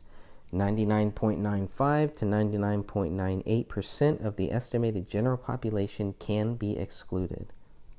Items 11 and items 44-1. Single source female DNA profile matching Kamel. David and Rania are excluded. Item 14, 23, 27, 42-1, and 43-1. Female DNA profile matching Kamel. David and Rania are excluded. Item 35 has a mix of 2 or more people. Kamel and Rania can't be excluded. David is excluded along with 99.9998% of the general population. Page 466, item 38, which shows a mix of 2 or more people. Major DNA profile matches Kamel. Major DNA profile does not match David or Rania. However, David and Rania cannot be excluded from being possible contributors to the mixture. Page 467. Item 41-2 has a mix of 2 or more people. Major DNA profile matches Kamel. Major DNA profile does not match David or Rania. David and Rania are excluded. Item 45-1 shows no DNA profile obtained. Item 53-1 shows a mix of 2 or more people. Major DNA profile matches Rania. Major DNA profile does not match David or Kamel. David and Kamel are excluded. This is very important right here because item 53-1 is the bullet that rolled out of the carpet on January 20th. What you're reading here shows they did not have the bullet that they will say killed Rania until 4 days after the bodies were taken out of the house. That's ridiculous. 4 days after, January 17th goes by. Bodies are taken out January 18th. January 19th goes by. January 20th, when there's cleaners in the Crowley house, a bullet rolls out of a carpet, lands on the hardwood floor cops are called in to collect this bullet, this document on page 467 shows this is the bullet that killed Rania. Most likely. That's what it's telling me. They missed this bullet too. The only bullets they found, if their logic is correct, the only bullets they found on January 17th were related to Kamel. Page 467 to 468 covers item 57. There is a male DNA profile that matches David Crowley. Kamel and Rania are excluded. Insignificant genetic information led to no statement on minor types. Page 469 is the autopsy reports. Minnesota BCA ACISS attachment 2015-28/14. The report date is 4/14/2015. This is the final autopsy reports. Page 470 shows that Chris Olson receives the final autopsy reports. Final autopsy claims David died of a self-inflicted gunshot wound to the head. Page 471, the Minnesota BCA ACISS lab result attachment 2015-28/15 with a report date of 5/24/2015. Lab 5-FA. Page 472 covers the forensic science laboratory tests on firearms. Lab 5, there's an item list. This is dated 5/22/2015. Page 473 shows the results of the laboratory examination. On item 1, the gun fired item 2, fired item 3, item 9, item 30, item 36, and item 37, for a total of 6 .40 cal Smith & Wesson cartridge cases. Now, item 1 also fired item 42, item 43, item 44, item 45, item 53, and item 57, for a total of 6 .40 caliber Smith & Wesson bullets. They find matching features between item 57 and item 31. So item 1 fired item 31. Item 7 was not examined. It's a cartridge. So they take the matching features between item 57 and item 31 to show that item 1 fired item 31. Examinations of item 42, 43, 44, 45, 53, and 57 showed them to be consistent with bullets from the Winchester PXD1 brand cartridges. You know, when I first read this, I thought it was the other way around. I thought they were using item 31 to help prove item 57 was fired by David's gun. Reading this now, I'm looking at it differently, and now I'm thinking they're trying to say what they found with item 57 helps them prove something about item 31. They don't even know that David's gun fired item 57, and they're going to use item 57 to help prove that David fired item 31. Lisa Kinsella is the forensic scientist here. Page 474 is the Minnesota BCA ACISS lab result attachment 2015-28/16. The report date is 7/2/2015. Lab 6. This includes a list of question documents. Includes 41A-1 to 41A-59. Lots of items to cover here. Okay, page 476. We're talking about blood. Item 41A-20A. 2 ESDA lifts taken of impressions found on the front side of page 20 of item 41, the spiral notepad. Item 41A-21A. 2 SDA lifts taken of impressions found on the front side of page 21 of item 41. So the comparisons will not be done at this time. If you're looking on page 477, comparisons of item 41A-30 and question writings and photographs saved, item 55, will not be conducted at this time. Still in the handwriting now with page 478 with alternate light source examining results. Exams of item 41, front, back, 59 pages inside, failed to reveal any latent writing material. Items 41A-1 through 41A-59. So they go all through these 59 pages. 41 is the notepad. 41A is the paper on the notepad, and 41A-1 through 59 are the pages. The indented impression examination results are also listed here. These impressions were done on 41A-20A and 41A-21A. Limitations. Additional writing impressions were developed that could not be interpreted. Page 480 is the BCA ACISS lab result attachment 2015-28/17, dated 9/10/2015, September 10th, 2015, done by Lab 7. Page 482 shows the latent prints, dated 7/31/2015. List of items submitted are all from page 482 to 484. This includes the gun, the magazine, the pen, the notepad, 59 pages. Item 49 is a known fingerprint card of David Crowley. Item 54 is a CD with images of 25 NEF images. Item 58 is a disc with images of latent prints from 1A, 1B, 41A, and 54. Latent prints. Item 1A, latent palm print, which is labeled as LP1A-1. Item 1B, latent fingerprint, which is labeled LP1B-2. Item 54, a latent palm print, labeled LP54-1. File names BCA499, NEF through BCA5001, NEF. A limited examination of latent prints is apparent blood from item 41, 41A, 41A1 through 41A59, all submitted as item 41. So on the notepad, they find 2 latent prints that are suitable for comparison. The latent prints, item 41A-30, latent print impression, could be from a finger or a palm. Item 41A-31, latent fingerprint, LP41A-31-1. This is blood. Now don't forget, they searched in the MOFIN database and no suitable candidate was generated for these latent prints.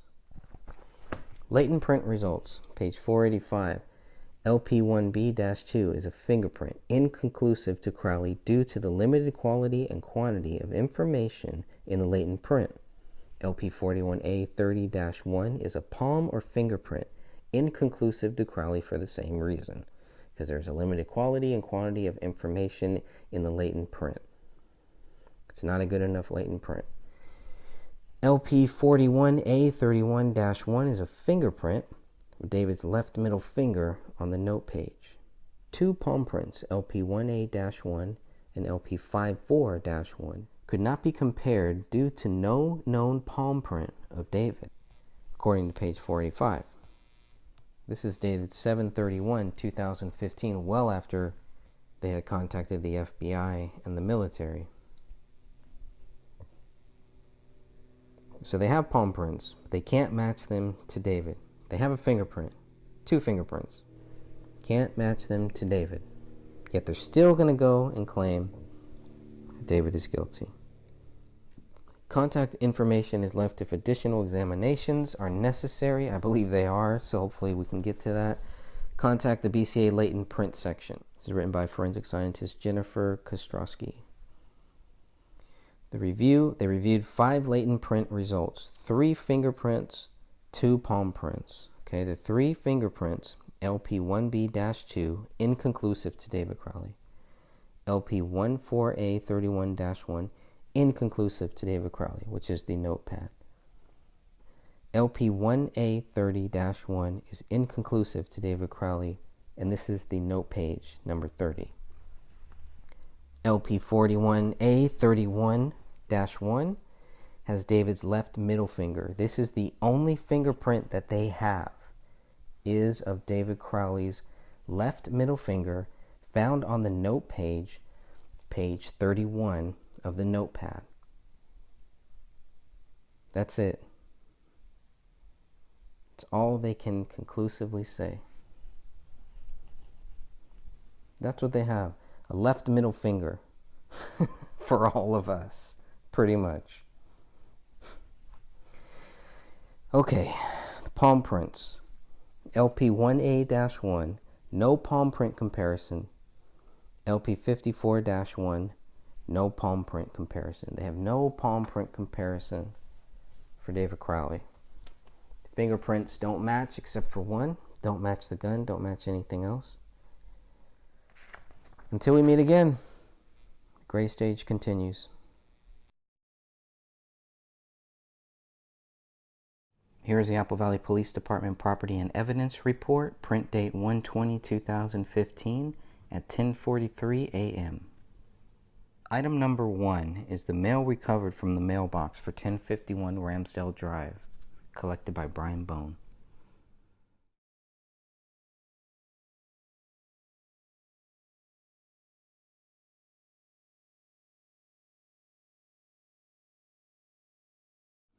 Item number 2 is a toy wrapped in black and white gift wrap labeled From Uncle Danny, collected by Brian Bone, AV2. Item number 3 is a brown paper bag containing a bill, a black flashlight, VFW mailing, a card with check for $14,000 from Daniel Crowley, and a gift from Sue and Al containing a coloring book, collected by Brian Bone. In the notes section of item 3, which is also AV-3, this says, contains check, be sure to properly destroy. This was found on the front step of the residence. Item number 4 is a world map wrapped in black and white gift wrap with label From Grandpa, collected by Brian Bone. This is AV-4, found on the front steps of the residence.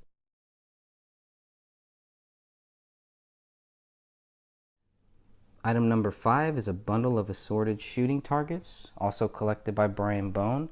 This is AV-5, found on the front step of the residence. Item number 6 is This Week newspaper dated 12/26/2014, found by Tara Becker. This is AV-10, and it's found in the kitchen trash can. Item number 7 is a document with the name Kamel on it, found by Tara Becker. This is known as AV-11, and it's found in the kitchen. Item number 8 is a report card for Rania Crowley, dated fall of 2014, also found by Tara Becker. This is AV-12. This document is found in a Cypress School binder on the kitchen counter. Item number 9 is a document with a list of contributions. This is also AV-36. This is found in the office printer. Item number 10 is a 2010 daycare document from JC Child Care, a 401k statement in the name of Kamel Crowley, a healthcare statement with Park Nicolette Clinic stamp on it, an immunization record for Rania Crowley. Item number 11 is the firearms document, also known as AV-39. Item number 12 is a blue folder with the medical documents for Kamel Crowley. So they had her medical documents or some type of medical documents. This is also AV-40, found in the office file cabinet. Item number 13 is a birth certificate and medical and dental records for David Crowley. This is found in the office file cabinet as well, and it's AV-41. Item number 14 is a black rectangular gun safe with keypad on top, collected by Brian Bone.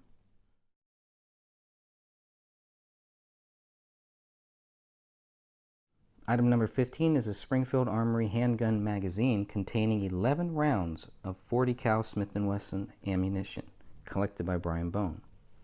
AV-44. This is found in the gun safe of the northeast bedroom. Item number 16 is a box of Winchester brand .40 cal Smith & Wesson ammunition, collected by Brian Bone. This is collected in the trunk of the vehicle in the garage. This is also AV-46.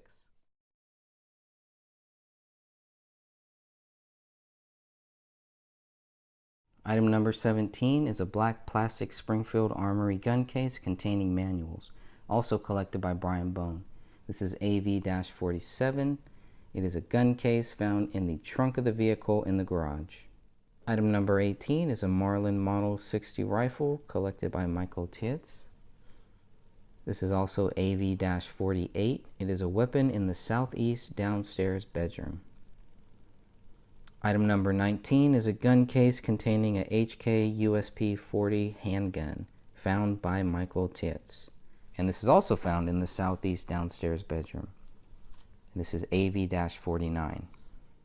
Item number 20 is a Remington Model 700 rifle with scope and DBM collected by Michael Tietz. This is also AV-50, and this is found in the southeast downstairs bedroom.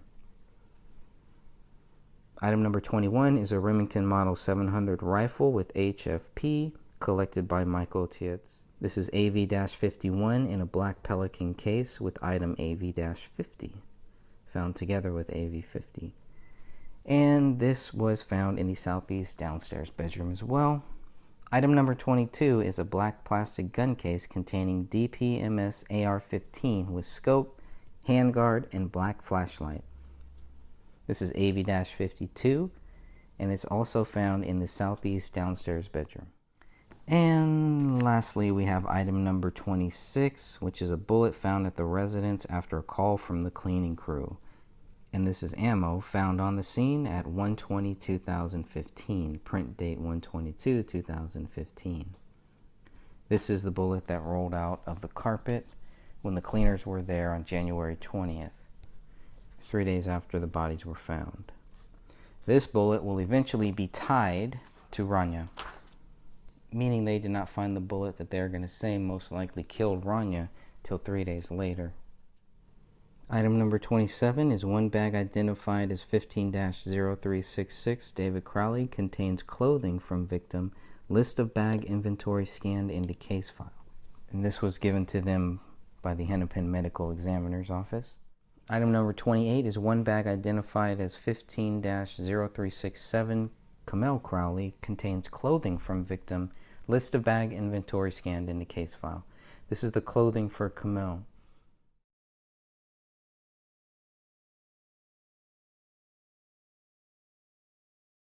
Item 30 is photos of David Crowley that's put on a CD disc, and it's given to Brian Bone by the Medical Examiner's Office. Item 31 is photos of Kamel, and item 32 are photos of Rania. Item 33 is the crime scene video on a CD. This was given to Brian Bone by the BCA.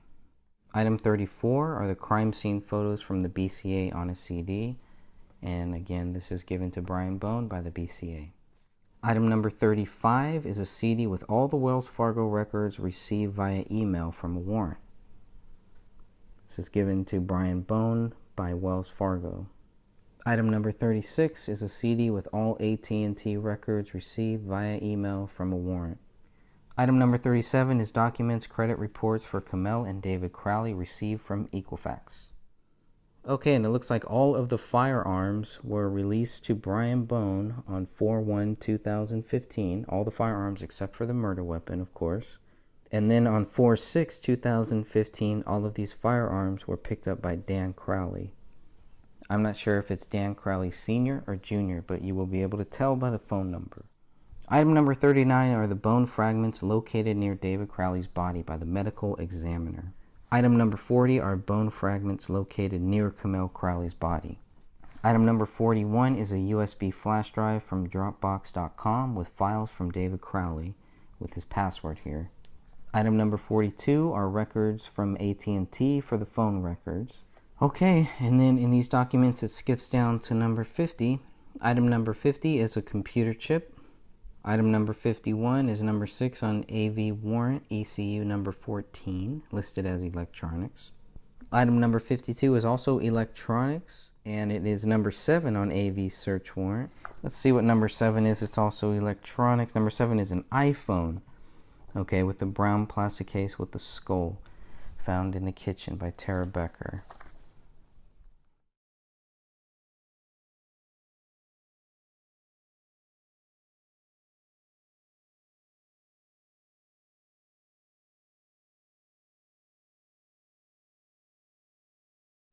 Item number 53 is number 9 on the AV search warrant. Okay, number 54 is number 13 on the AV search warrant, which is an iMac computer. It's like it's found in the kitchen. Item number 55 is number 26 on the AV search warrant. Let's look at number 26. Miscellaneous power cords. Okay. Item number 56 is number 35 on the AV search warrant. It's also electronics. Let's look at what number 35 on the AV search warrant. It is a Pelican case with 6 hard drives. Item number 57 is number 20 on the AV search warrant. Let's take a look at what number 20 is on the AV search warrant. And that is a password list. Okay, password list. There we go. Item number 58 is number 21 on the AV search list, which is another password list. 2 password lists here. Item number 59 is number 22 on the AV search warrant, which is a hard drive, Rugged LaCie, L-A-C-I-E, orange color. Oh, one of those big ones. Okay. Item number 60 is number 24 on the AV search warrant. I don't know why they can't just list this for us, but whatever. Let's go ahead and find. Number 24 is a black jump drive. So, item number 60 is a black jump drive.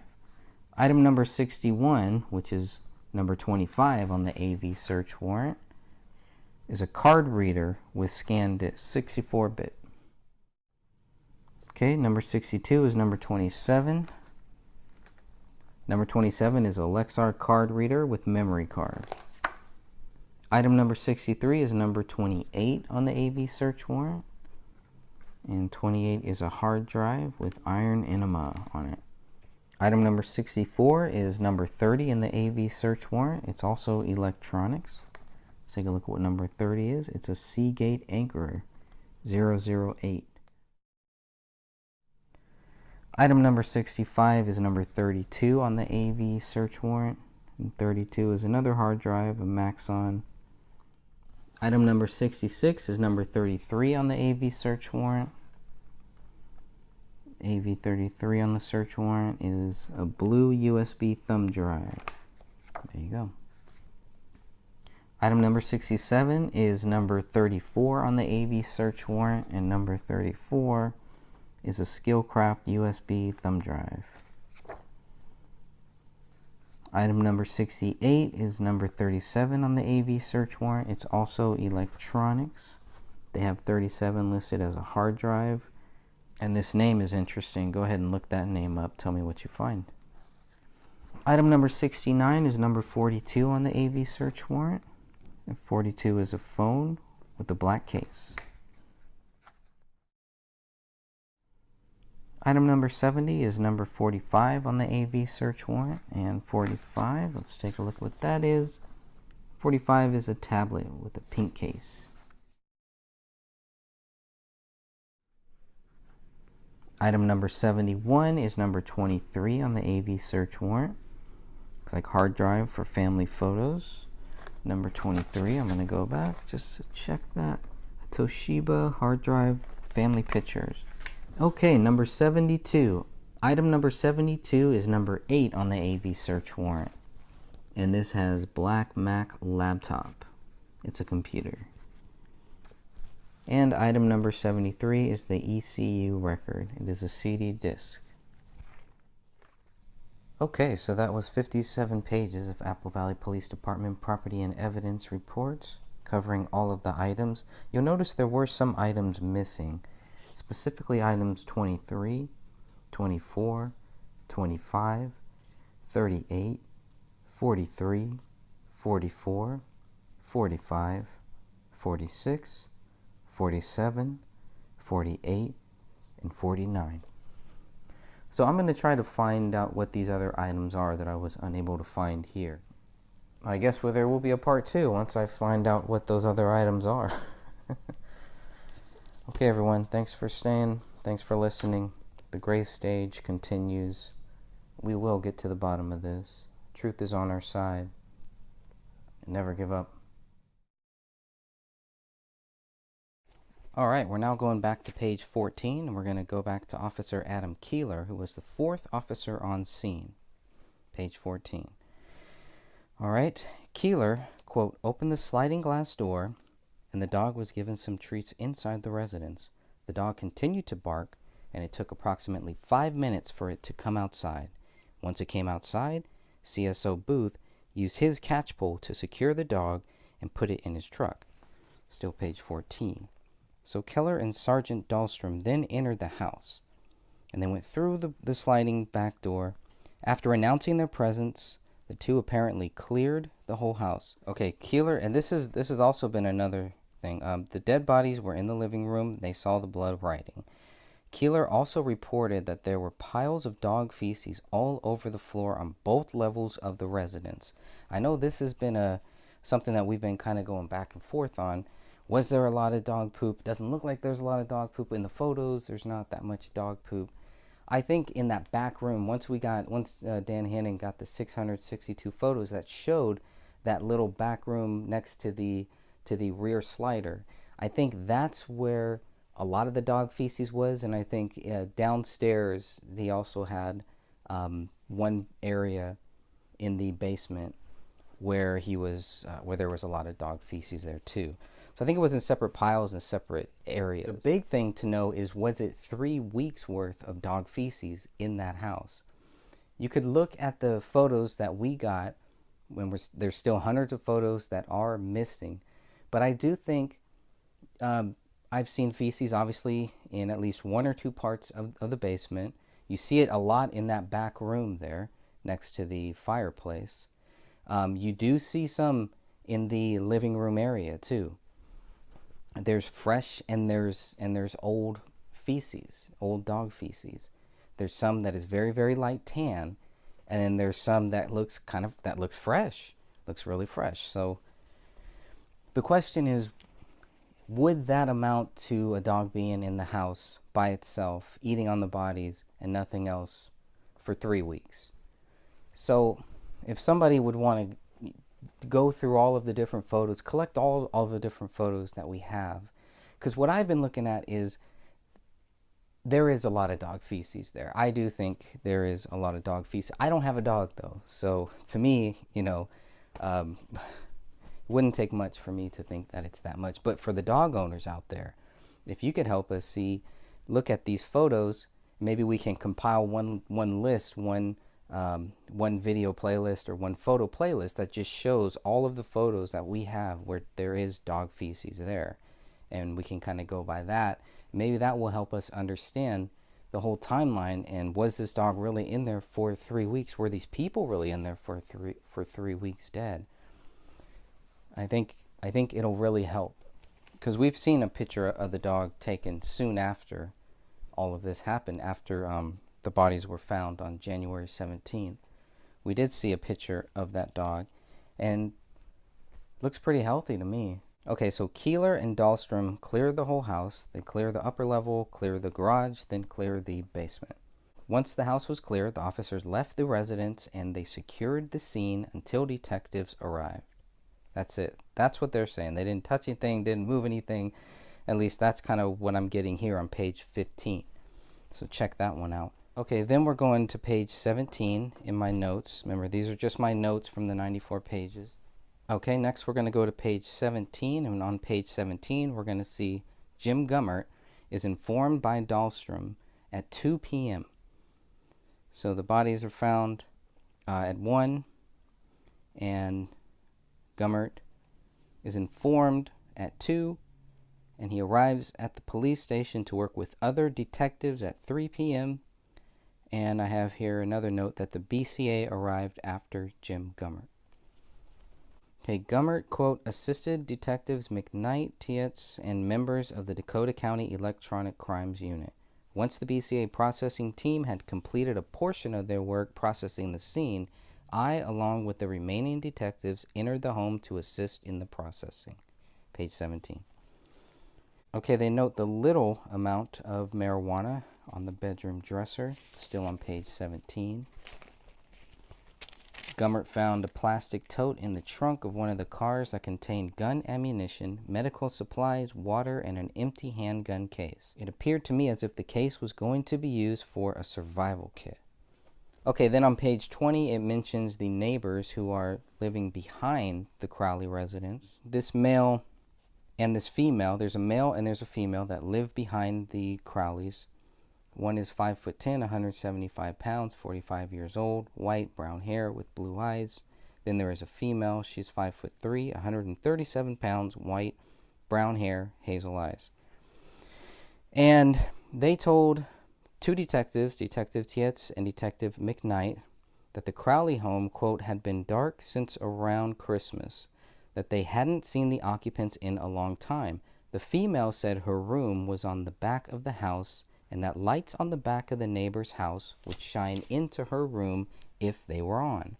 The female also hadn't seen anyone at the house since the weekend before Christmas school break, which started 12/19.